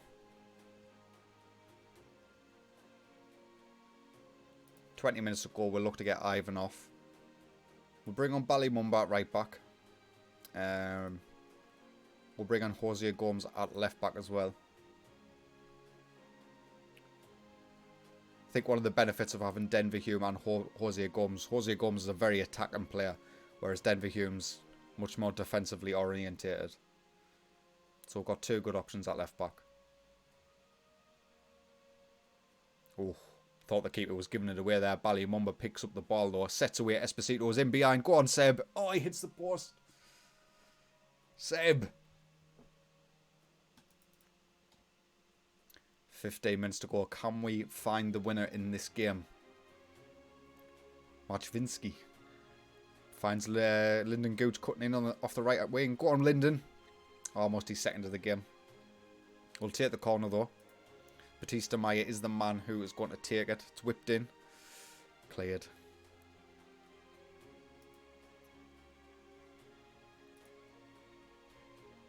Oh, what do we do? What do we do? Max Power's not having the greatest game in central midfield, so we'll bring on Andre Anderson in his role. That is a massive upgrade. Final few minutes or so is just going to tick away. I can feel it. Here we are. Don't think there's any replays. Does it go straight to penalties? It does. Oh well then. Come on, Seb. Be our first.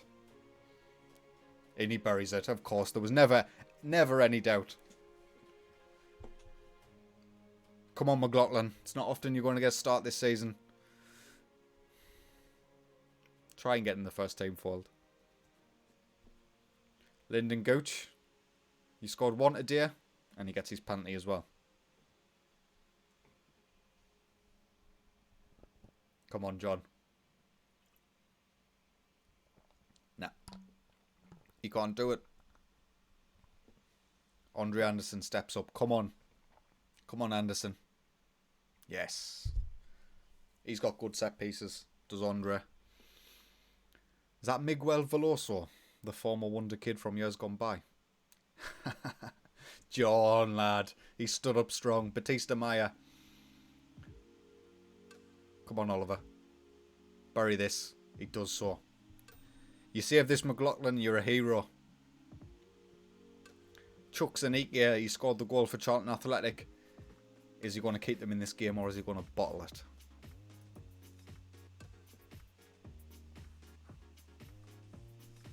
Come on, John. You can do it. Oh, he goes the right way, but Chuck Zanika's penalty is well struck. Who will be the final penalty taker for us? It's going to be Josh Scowen. A man who's not going to see a lot of game time this season as long as our main players stay fit.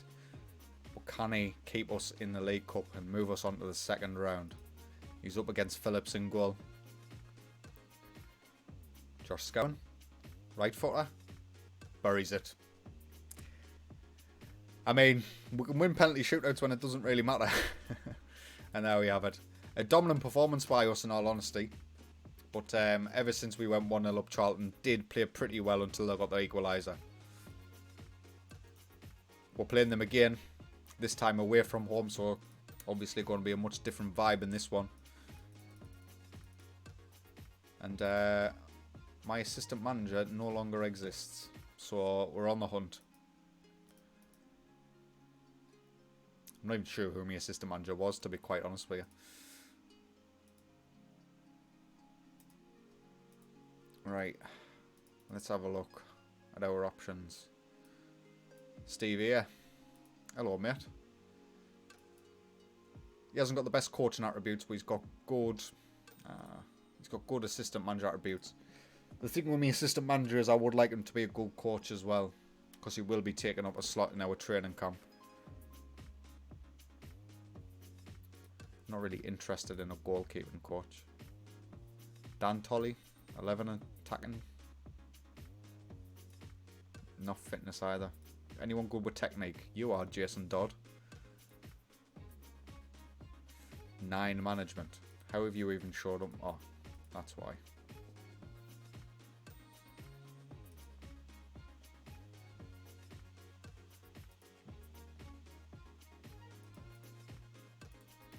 I don't really need them to be good at judging player ability and potential ability. I usually ignore them anyway. So Lorenzo Starlins, he's got decent enough assistant manager attributes, but he's also a very good coach in the defending and technical aspect of the game.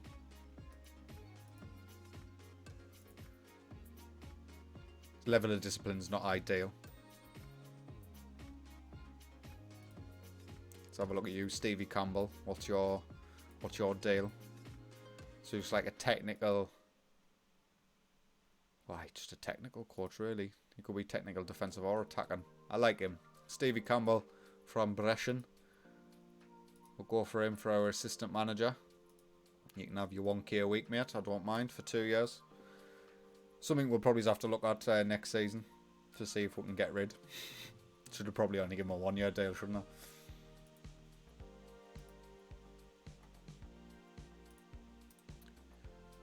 Oh, here we are. Another former club. This time in the League Cup second round, we have Barnsley coming up soon. So we've played Sheffield United. We've played Birmingham City. But we've got Barnsley coming up soon. Yes, Ran. Esposito is in the van. He will be with us for this season at the very least. If we remain in the Championship, I will be going back in for another loan next season. If we get promoted, maybe. If I can get an agreed fee with Inter Milan, I want to sign him permanently. I want to have him. I want him to be mine. The difficulty is, the better he performs this season, the harder it's going to be able to sign him at all. It's already valued at 8.75 million. He's only scored 3 goals. What's that going to be like when he scores 35?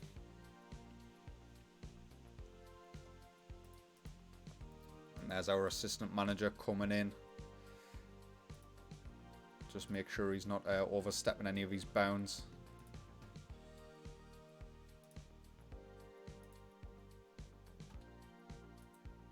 I do want him running my training sessions though. In terms of the media, we want him doing it, not our goalkeeping coach.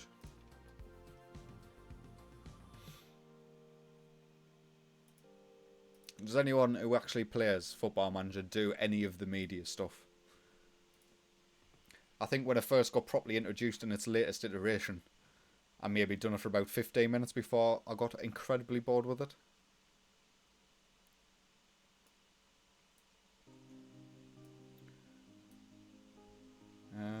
Jose Gomes gets the start.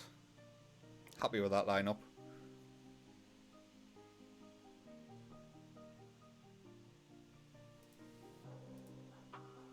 Ballymumba now valued at £4.5 million. That's what we like to see.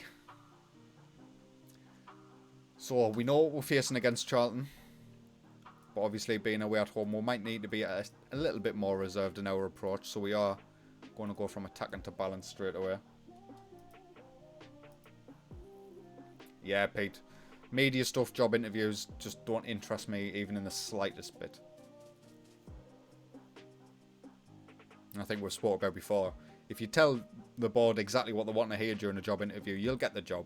So it doesn't. The interviews things could definitely be fleshed out more, but the media stuff, even if they fleshed it out, I probably wouldn't be that interested, as Jack Clark was incredibly close, and the Charlton defender is very lucky not to have scored an own goal. Batista Maya with a free kick, whips in. Esposito.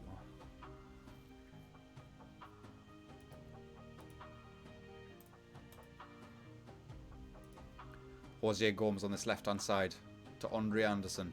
Whips it in. Clark is there, but it gets cleared just about. Lopez. I'm relatively content with how this has gone.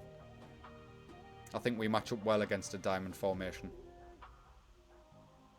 Just leaves us so much space to exploit on the wings as Esposito gets dispossessed by Veloso.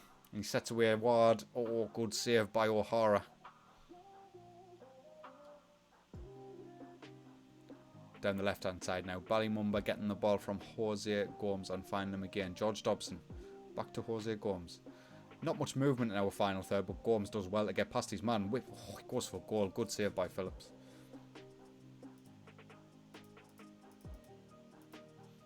Just going to exploit the wings in this game. Try and get our wingers involved, Batista Maya and Clark, and exploit the spaces left by their narrowed formation. We've obviously got the attacking wing backs as well, so we're going to have plenty of people available for the pass. Batista Maya with a free kick to Kalisa. Please, somebody. We need to score. We need to score. It's going to be one of them. Batista Maya with a free kick. Oh, he goes for goal. Good save by Phillips. Maya with the corner. Whips it in back post. Esposito's there. Nah, it's not. Is this going to lead to anything? Maybe. He's at the byline. Ah, it's cleared by Johnny Williams.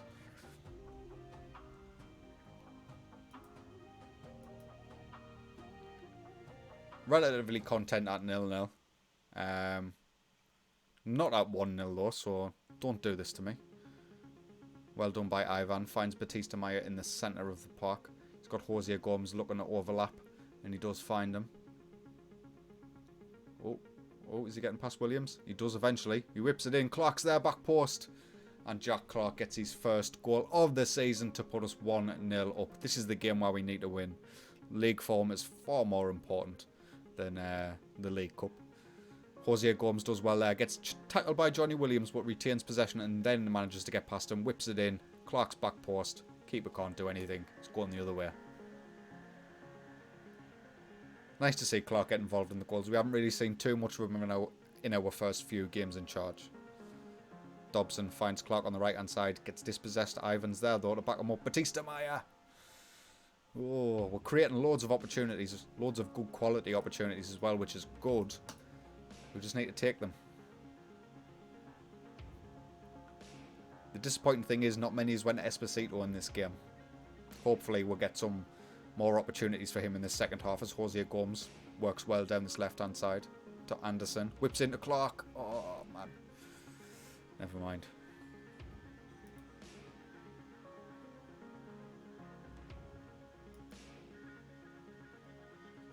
Batista Maya with a free kick. Whips it in. Clark's there again. He's winning everything in the air, Jack Clark. Can't get many goals though. Aye, Pete. I was going to make a full-length video on training. Then I started getting into it and I was just like... Even for a micromanagement game, it was too much micromanagement for me. So my general training for the first team, under 23s and under 18s, is all left to the staff.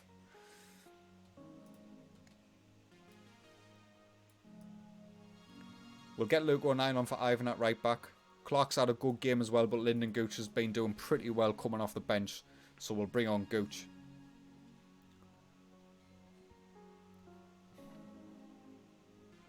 Handshot Ansel to Marchvinsky.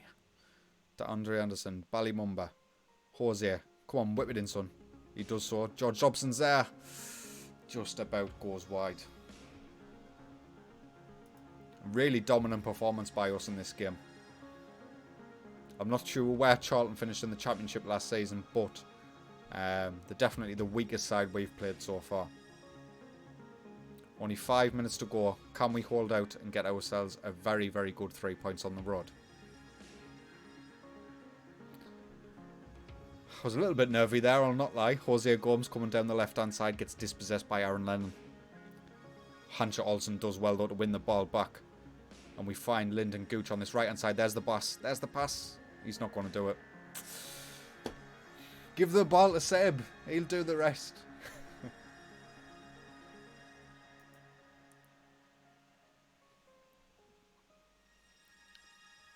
Come on, Philippe. What can you do? He gets past his man.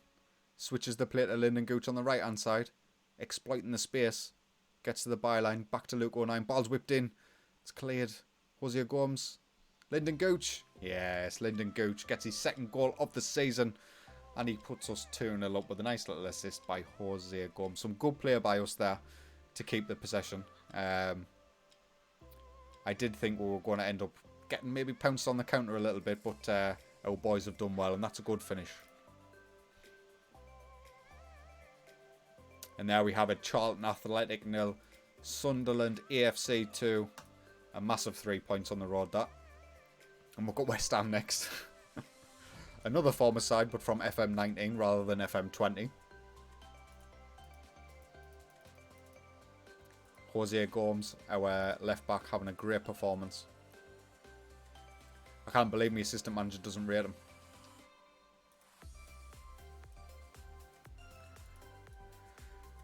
The games are coming thick and fast. Only 4 days between that one and West Ham. And I will be back in just one.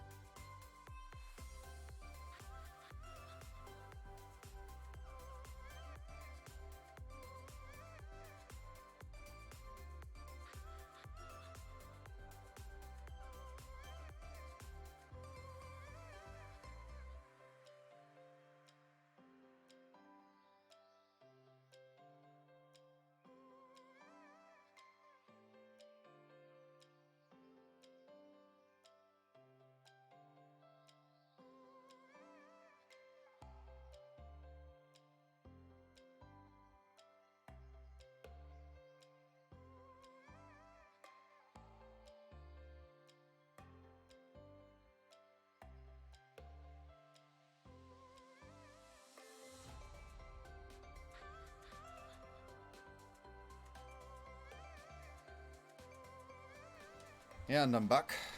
Let's carry on. I'll take 4th if they're offering it. Oh.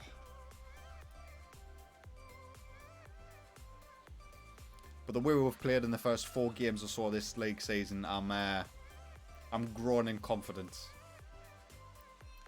Whether we'll end up getting promoted or not remains to be seen, but top half's definitely my aim. Playoffs,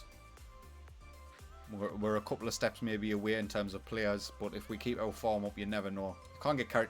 I'm getting too carried away already. We're only 4 games into the league season.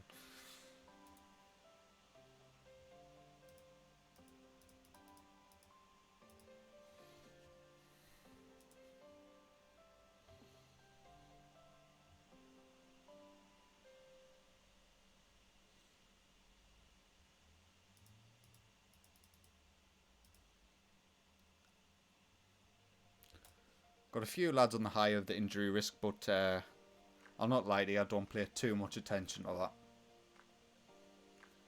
We have capable backups, so if they do end up getting injured, we'll be able to recover from it, no bother.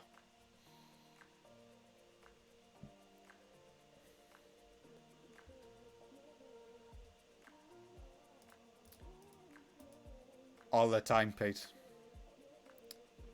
Particularly with Sunderland more than any of the other clubs I've managed this year, purely down to our finances. I know getting promoted will be great in terms of actually getting the finances. If you look at our projection, minus 15 million this year they're projected, so basically losing £23 million this season. Which a lot of the Premier League money, while you do get a lot, would end up covering them losses. So, and we don't have... I mean, we have some players who could maybe add a push, step up to the Premier League, but nobody be good in the Premier League. None of these, so it would have to be another full new squad. But we've got experience in doing that on the cheap.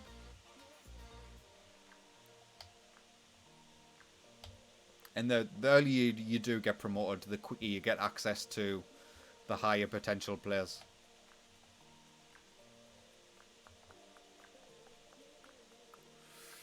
Antonin's still recovering from his injury, so we'll see him off the bench. We will start.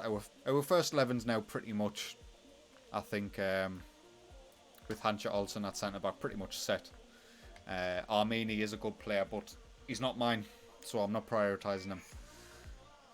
And we should get absolutely smashed by West Ham. Andrea Petagna, he's a very, very good striker. Jared Bourne, of course, English right winger, usually playing on the left-hand side. They've got Wilson from Liverpool, good player. Pablo Fornals. How much did it cost West Ham? 23.5 million quid in real life. Danilo Cataldi, Ogbonna, Asamoah as well, Ryan Fredericks, Fabianski, Issa Diop. West Ham should absolutely walk this league. Let's see how we got on against them. They're playing on the counter. I can't believe they're playing on the counter against a newly promoted championship club when they're with the players they've got. They should be much more taking charge of games rather than playing so passively. Clark on the right hand side. Whips it in. Ballymumba's there. Takes a minute and a half. Minute and a half. Yeah, West Ham, Newcastle and Sheffield United got relegated for so far from the Premier League. It's quite often you see West Ham down at the bottom.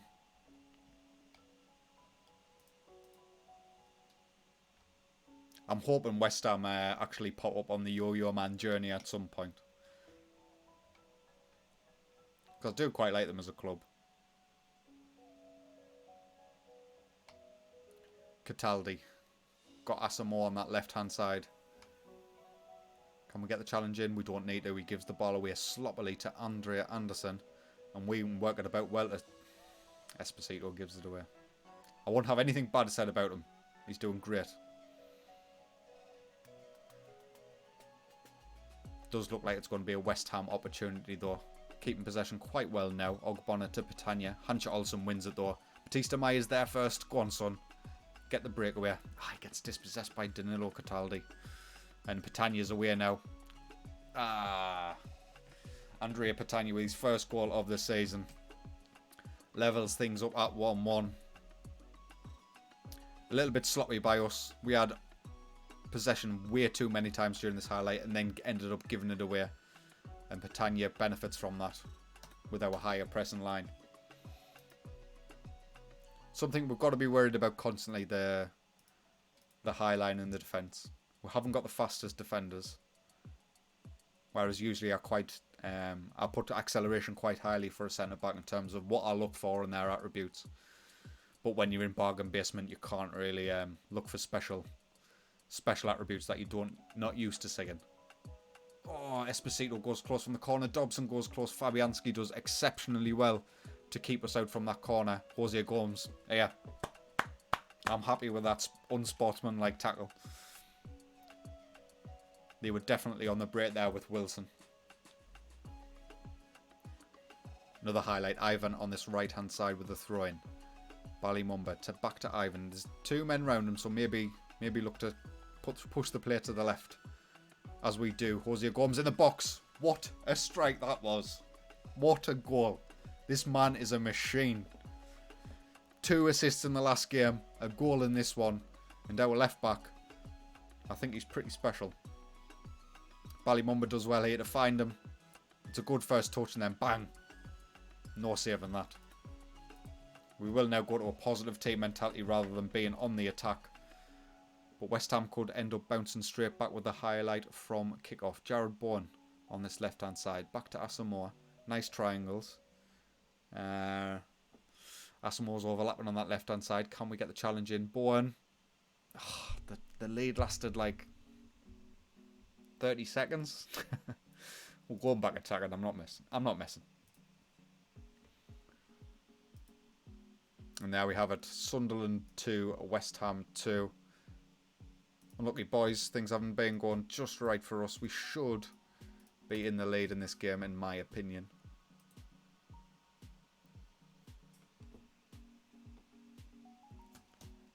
Half an hour to go.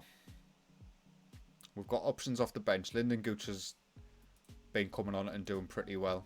Andre Anderson can come off Philippe.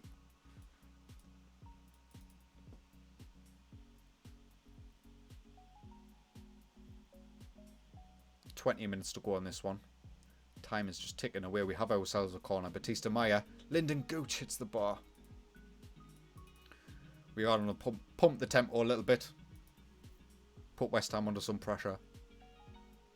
To be honest with you, at the beginning of this game, if you said to me you're going to draw 2-2 against West Ham, I would have bit your hand off. They should be doing far better than they're doing currently. Esposito picks up the ball on the left-hand side. He's at a drift. We haven't seen too much from him this game. On a 6.3. A little bit disappointing. Jose Gomes on the left-hand side. Gets the ball back from Philippe. Batista Maya to Philippe. To Lyndon Gooch. Right. Time to counter.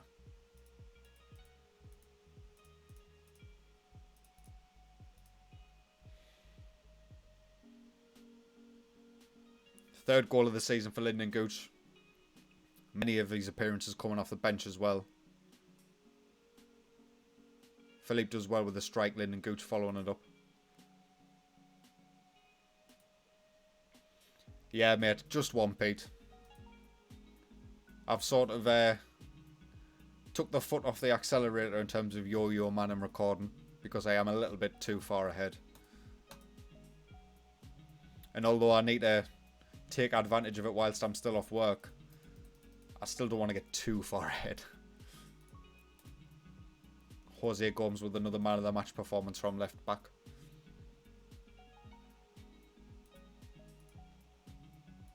I'm going to make this roll attack.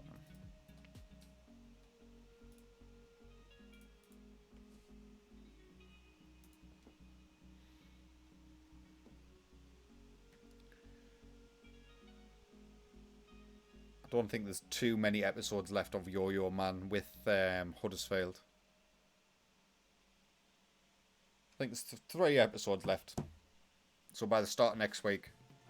Actually, what day is it today? I've completely forgot. It's Friday. Alright, so Monday next week, we have our new club. And we wrap up Huddersfield. See how well we've done in the leaderboard.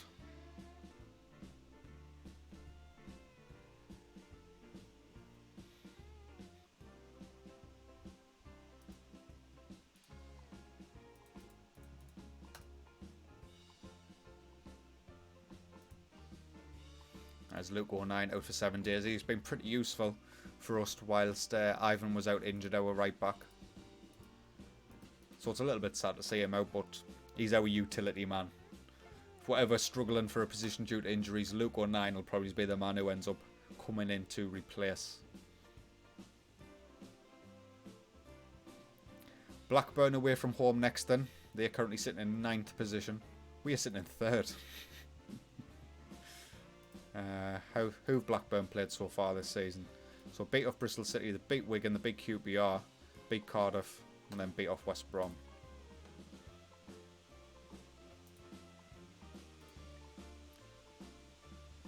You will have to wait and see, Pete. You'll have to wait and see. Birmingham is going to be difficult to beat for any side, I think. 75 points for a newly promoted side is a little bit ridiculous. I'll not lie, when I started this year, I was fully expecting to have maybe the first couple of clubs be avoiding relegation or hitting mid-table and stuff, but they've all been excellent so far. And I think the further we get into the world and the less regular players there is and the more new, regens, I think the easier it's going to be to get even better players because regens just start to dominate. Right, then we've got pretty much a full strength side out against Blackburn Rovers today. Oh, messed that up.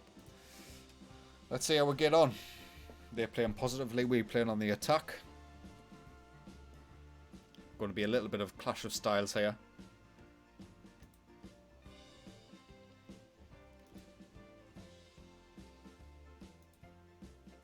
Hopefully we'll see a goal from Esposito. We haven't seen one for a couple of games and I'm missing it. Batista Maya with the free kick. Andre Anderson gets there. Oh, he's offside. He's offside. Don't celebrate. Another highlight now. Jose Gomes on the left-hand side. The ball is fed through to Esposito. It's a tight angle. He doesn't care. Sebastiano Esposito does not care what angle he is shooting from. He will score. His 4th goal of the season. Batista Maya, I wasn't expecting to be that good. He has started this season superbly. And Esposito, a bit dodgy goalkeeping that. Getting beat at his near post. George Dobson picking up the ball in the midfield to Esposito. Out to Jack Clark on the right hand side. Oh, stinging strike. What a good save that was by the keeper. More than making up for the goal conceded earlier. Corner. Batista Maya to take it. It's cleared and Niambia. Could have been a breaking opportunity there for Blackburn if Niambia had managed to keep the possession. But thankfully he gives it away and we can build again. Andre Anderson to Dobson. Out of the wide to Ivan on the right hand side. Come on Ivan. Whip it in. Oh, it's cleared. Jose Gomes though. He's the man. Maybe not. Andre Anderson. Come on Andre.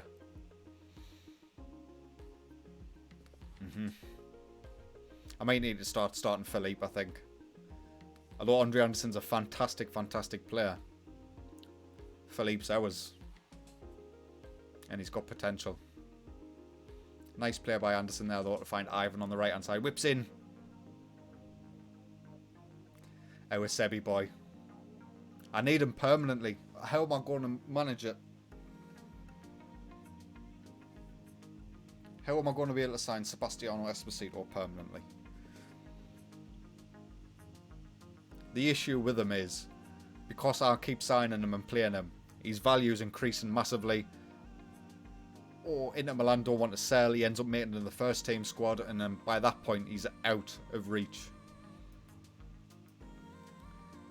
So it's almost as if the only way to sign him permanently is let him rotten into under-19s for a season, and then go for the kill. But I can't do it, he's just too good.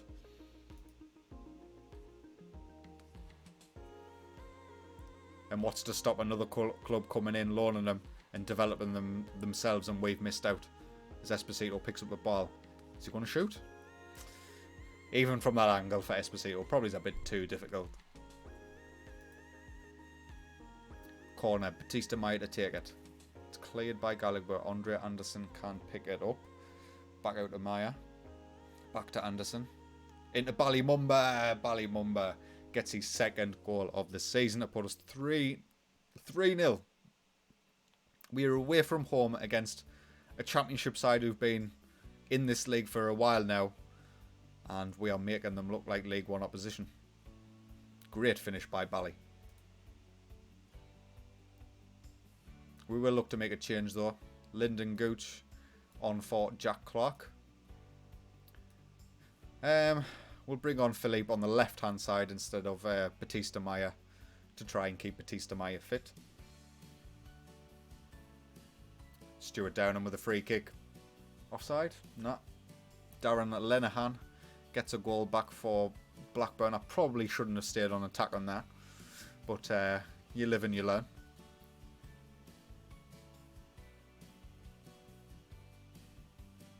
"15 minutes to go. Looks like the counter-attacking style has pretty much killed this game.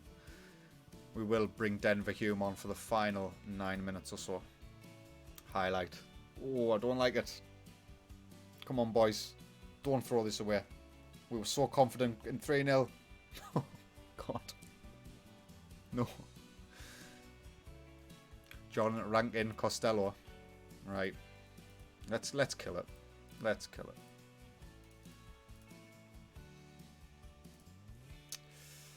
Drop it a little bit deeper. A little bit deeper. We'll go on defensive. I'm scared. Maybe I've bottled it. 5 minutes. And they're very attacking. Doesn't matter. We get away with it. Blackburn 2, Sunderland 3. Another 3 points in the bag. It's all we can ask for right now. We're sitting in second. Above Newcastle United. I can't wait for the derby. When is it? They'll probably end up stuffing us, but we've got... Probably not be this stream, but next stream. We're facing Derby. Facing Newcastle. As Esposito picking up a man of the match performance. Improving nicely as well. 5 goals in 6 championship games so far for him.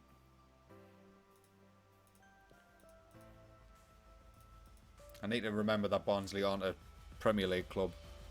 They're a championship club. Remember which save you're on, Sam.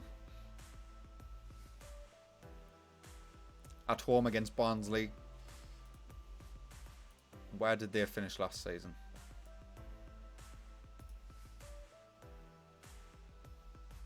I've gone blind. They're in League One. They're not even a championship club. Oh, Barnsley, you got relegated. Why?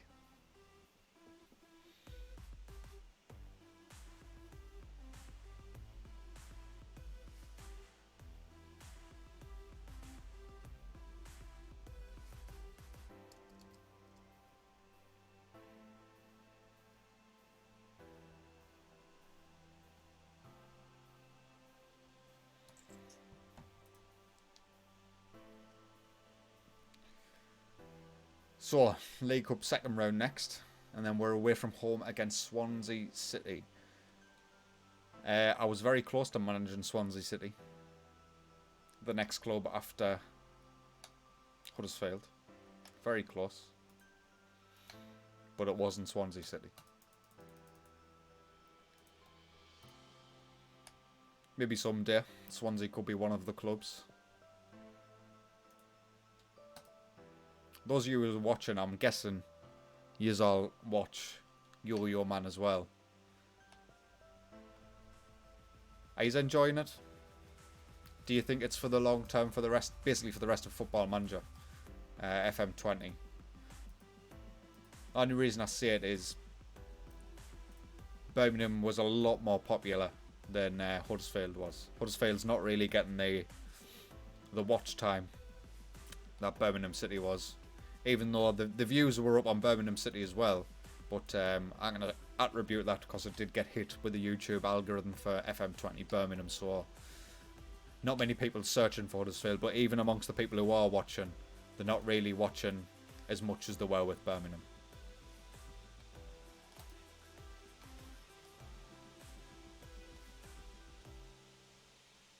I'm hoping it'll bounce back with the next club, the watch time. Right then, up against another diamond formation from Huddersfield. We're playing a full strength side. I should have rotated. That's what happens when you mindlessly press continue. Oh, I'd love that, Pete. Imagine having 20 Premier League clubs in the league just because you were the one who got them promoted. Esposito profiting there from some absolutely dreadful defending. I can't wait till we get that club who shouldn't have been relegated from the Premier League but have, and have got absolutely phenomenal players already, and they've got loads of money, because it will happen. There will be a club, the likes of Everton, who have already been relegated on my Yo-Yo Man save, but even the likes of, I've seen the likes of Spurs and that get relegated on other people's saves, and Chelsea. Maybe it might happen one day. Oh, Toby Sibic makes up for his mistake and levels things up at 1-1. But once that happens, I'm wanting the Premier League title in my first season. Not asking for too much. Jose Gomes, Batista Maya. Come on, whip it in. George Dobson. To Jack Clark. He's got the option on the right hand side. He does get dispossessed. Hancha Olsen can restart though with Jose Gomes. Batista Maya's in the box. Should be playing that back on the 6-yard box. Batista Maya now with the corner. Whips it in. Apo Halmea with the clearance. Ballymumba gets cruelly taken down and it's a free kick. Not playing particularly well here against League One opposition. I'd rather we stuck to our league form. Yeah, that's it, Pete. I've never made it pretty far in any of the cup competitions yet. I think we've been unfortunate in a couple of seasons where we've come up against Manchester City pretty consistently. But yeah, I wouldn't mind a FA Cup or something in the belt at some point. You know what I really want? I would love to win like a domestic cup whilst we're still in the Championship. I think that's another little secret achievement we could unlock during Yo-Yo Man if we're fortunate enough. Ivan on the right hand side whips it in. Cleared by Halmea. Dobson is going to be the first man to it. Jose Gomes. Go on. Oh, he gets blocked. Batista Mai's getting crowded out, but he's back to Jose. Are you going to whip it in? Don't shoot. Don't shoot.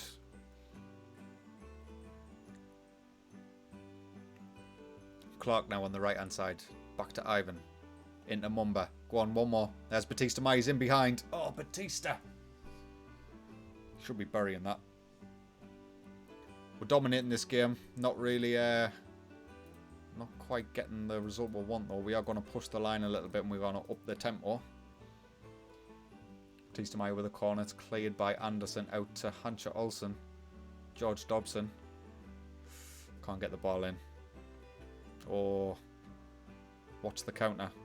Oh, Esposito. He's in the box. Oh, Seb. Please.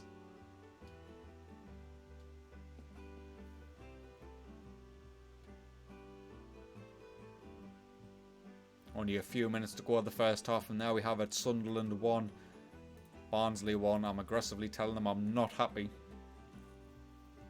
We're playing a full strength side. I would have an excuse if I rotated.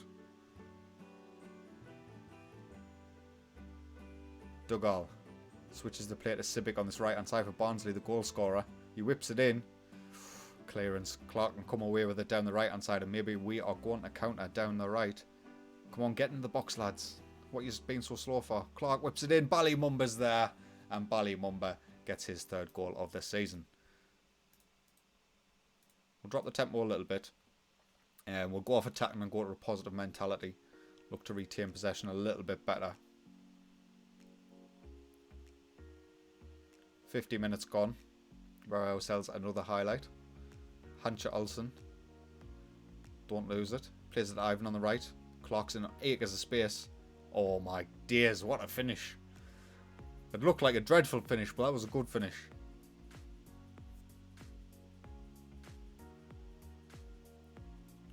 Hancha Olsen to Ivan Lopez. Nice little through ball to Clark. And I'm not even sure what happens there. He just dinks it. And the keeper...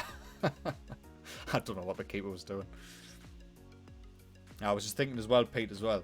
If a big club gets relegated, imagine... Because as things stand, we're never going to have a European Cup run unless we get qualified through the domestic cups. I want a big club to get relegated, but also qualify for Europe. Is that too much to ask? And then we can have a European campaign whilst we're in the Championship. I think that will be good as well. Ivan on the right-hand side. To Clark. To Jose Gomes. Finish. Easy save. We're going to make a couple of subs. We're going to bring on Philippe for Andre Anderson in attacking midfield. Centre. We're going to bring on Lyndon Glooch for Jack Clark, who's had a great game on the right-hand side. Probably end up taking off Jose Gomes in this game as well. And bringing on Denver Hume at left back. We'll give it a 15. And there we have it. We will take off Gomes. We'll bring on Denver Hume. Although actually, we'll give a debut to Antonin. We'll take off Sebastiano. We'll keep Esposito safe. Batista Maya with the corner. Dobson is the man who ends up collecting it on the edge of the box to Lyndon Gooch. Goes over.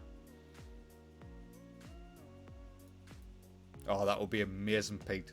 That would be absolutely amazing. I'm having to use this Sunderland save to get my European football fix, so if we can even just one random season will somehow qualify for Europe. Oh, it'd be so good. Wilkes, Malik Wilkes, we all know about him. He was decent for us, Malik Wilkes. And he gets a goal back for Barnsley there. Sunderland 3, Barnsley 2. We are going to go cautious for the final few minutes. Oh. Well, this is embarrassing. Apo Halmir gets his first goal of the season and levels things up. We're going to be relying on a penalty shootout again, unless we can get a goal here. Marchwinski rips it in. Falls to Batista Maya in the box. Saved by Collins. Oh, God. I mean, we had to beat Charlton on penalties. Maybe we can beat Barnsley on penalties. I don't want it to go to penalties. Lyndon Gooch. To Antonin. Antonin. Oh, who needs Esposito? We've got Antonin. Right. Very defensive. 2 minutes. I want to say this in 3D. I'm going to up the speed of this a little bit. Lyndon Gooch driving down. Finds Antonin. Apo Halmir is the man who is the reason why we've scored. And Sunderland 4. Barnsley have run us all the way. And is this a highlight? We're already a minute over the allotted time. Ivan to Lyndon Gooch. Kaiichi. Yes, Birmingham have ruined him. But you'll see why, Pete. You'll see why. One of our other signings for Birmingham, Alberto Salenza, we never actually managed him. We just signed him on a free before we left. He turns into something special. Swansea City in 3 days. We'll rest the boys because we played a full strength squad there against League 1 opposition and struggled to get through. Hopefully it's not a sign of things to come.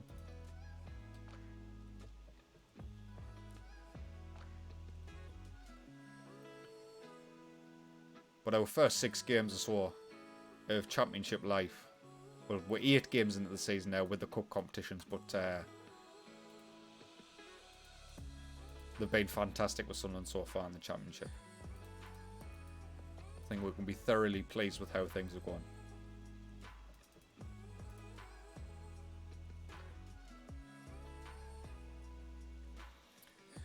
And lads, this will be my final game of today's stream.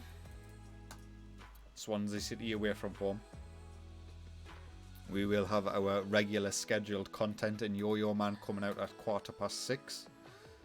So if you are a viewer of that or you are a viewer of the streams, please consider subscribing and liking this. because it helps with the YouTube algorithm.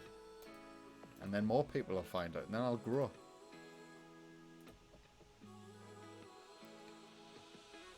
Right, we're dropping Andre Anderson for this one. We're bringing in Philippe in behind the striker. Hancha Olsen comes back in. We will look to get... Oh, we'll bring Luke 09 on the bench. I should be streaming tomorrow, yes, Pete. Probably a similar time, maybe a little bit later.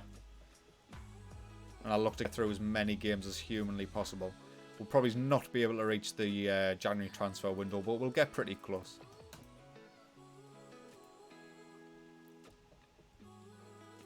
Because championship seasons are pretty heavily weighted to the first half of the season. You play a lot of your games between August and January, sorry.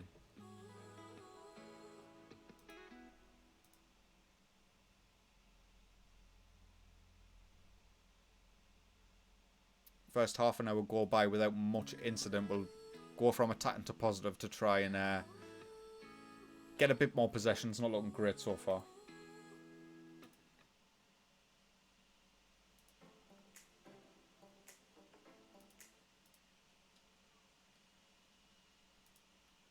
I didn't even say that. Pretend it didn't happen. First half goes by without much happening. I'm relatively content though. Away from home against Swansea, a point would probably do us. But going by the match stats, it does look like we're doing pretty well.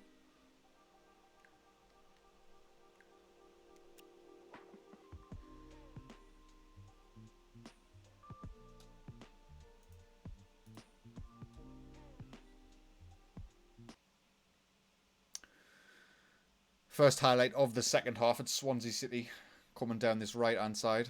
O'Connor into Grimes. Can we win the ball back and maybe counter ourselves? Doesn't look like it. Peterson gets the ball on the left hand side to McGoldrick. Ivan cuts it out though. O'Hara dodgily waits on his line to receive the ball. Thankfully, he didn't quite concede.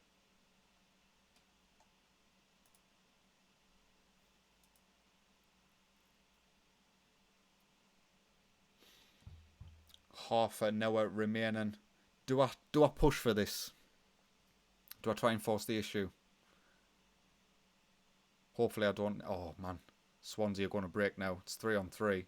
McGoldrick finds Peterson. We are getting men back quickly, but maybe not quickly enough. Ivan does really well there to win the ball, and maybe we can counter ourselves. Philippe finds Olivier Batista-Maya into Ballymumba, bombing forward. Plays it back to Oliver. Oh, it's good to see Ballymumba's there.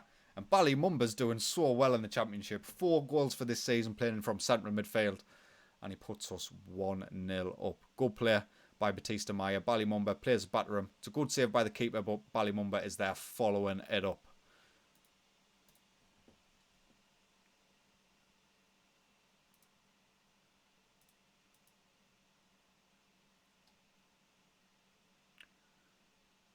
"15 minutes to go. We'll look to make some changes. Ivan can come off. We'll bring on Luke 09 at right back. Clark could come off Lyndon Gooch. And Denver Hume can come on for Jose Gomes. Our wing backs playing really well today. But that's why we always take them off, because we need to keep them fit. Oh, back post. Esposito goes close.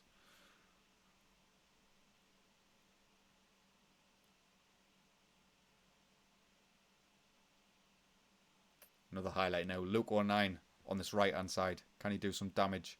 Ballymumba, Dobson linking well with Philippe, and Lyndon Gooch puts us 2-0 up with his 5th goal of the season. Maybe need to slow that down just a little bit.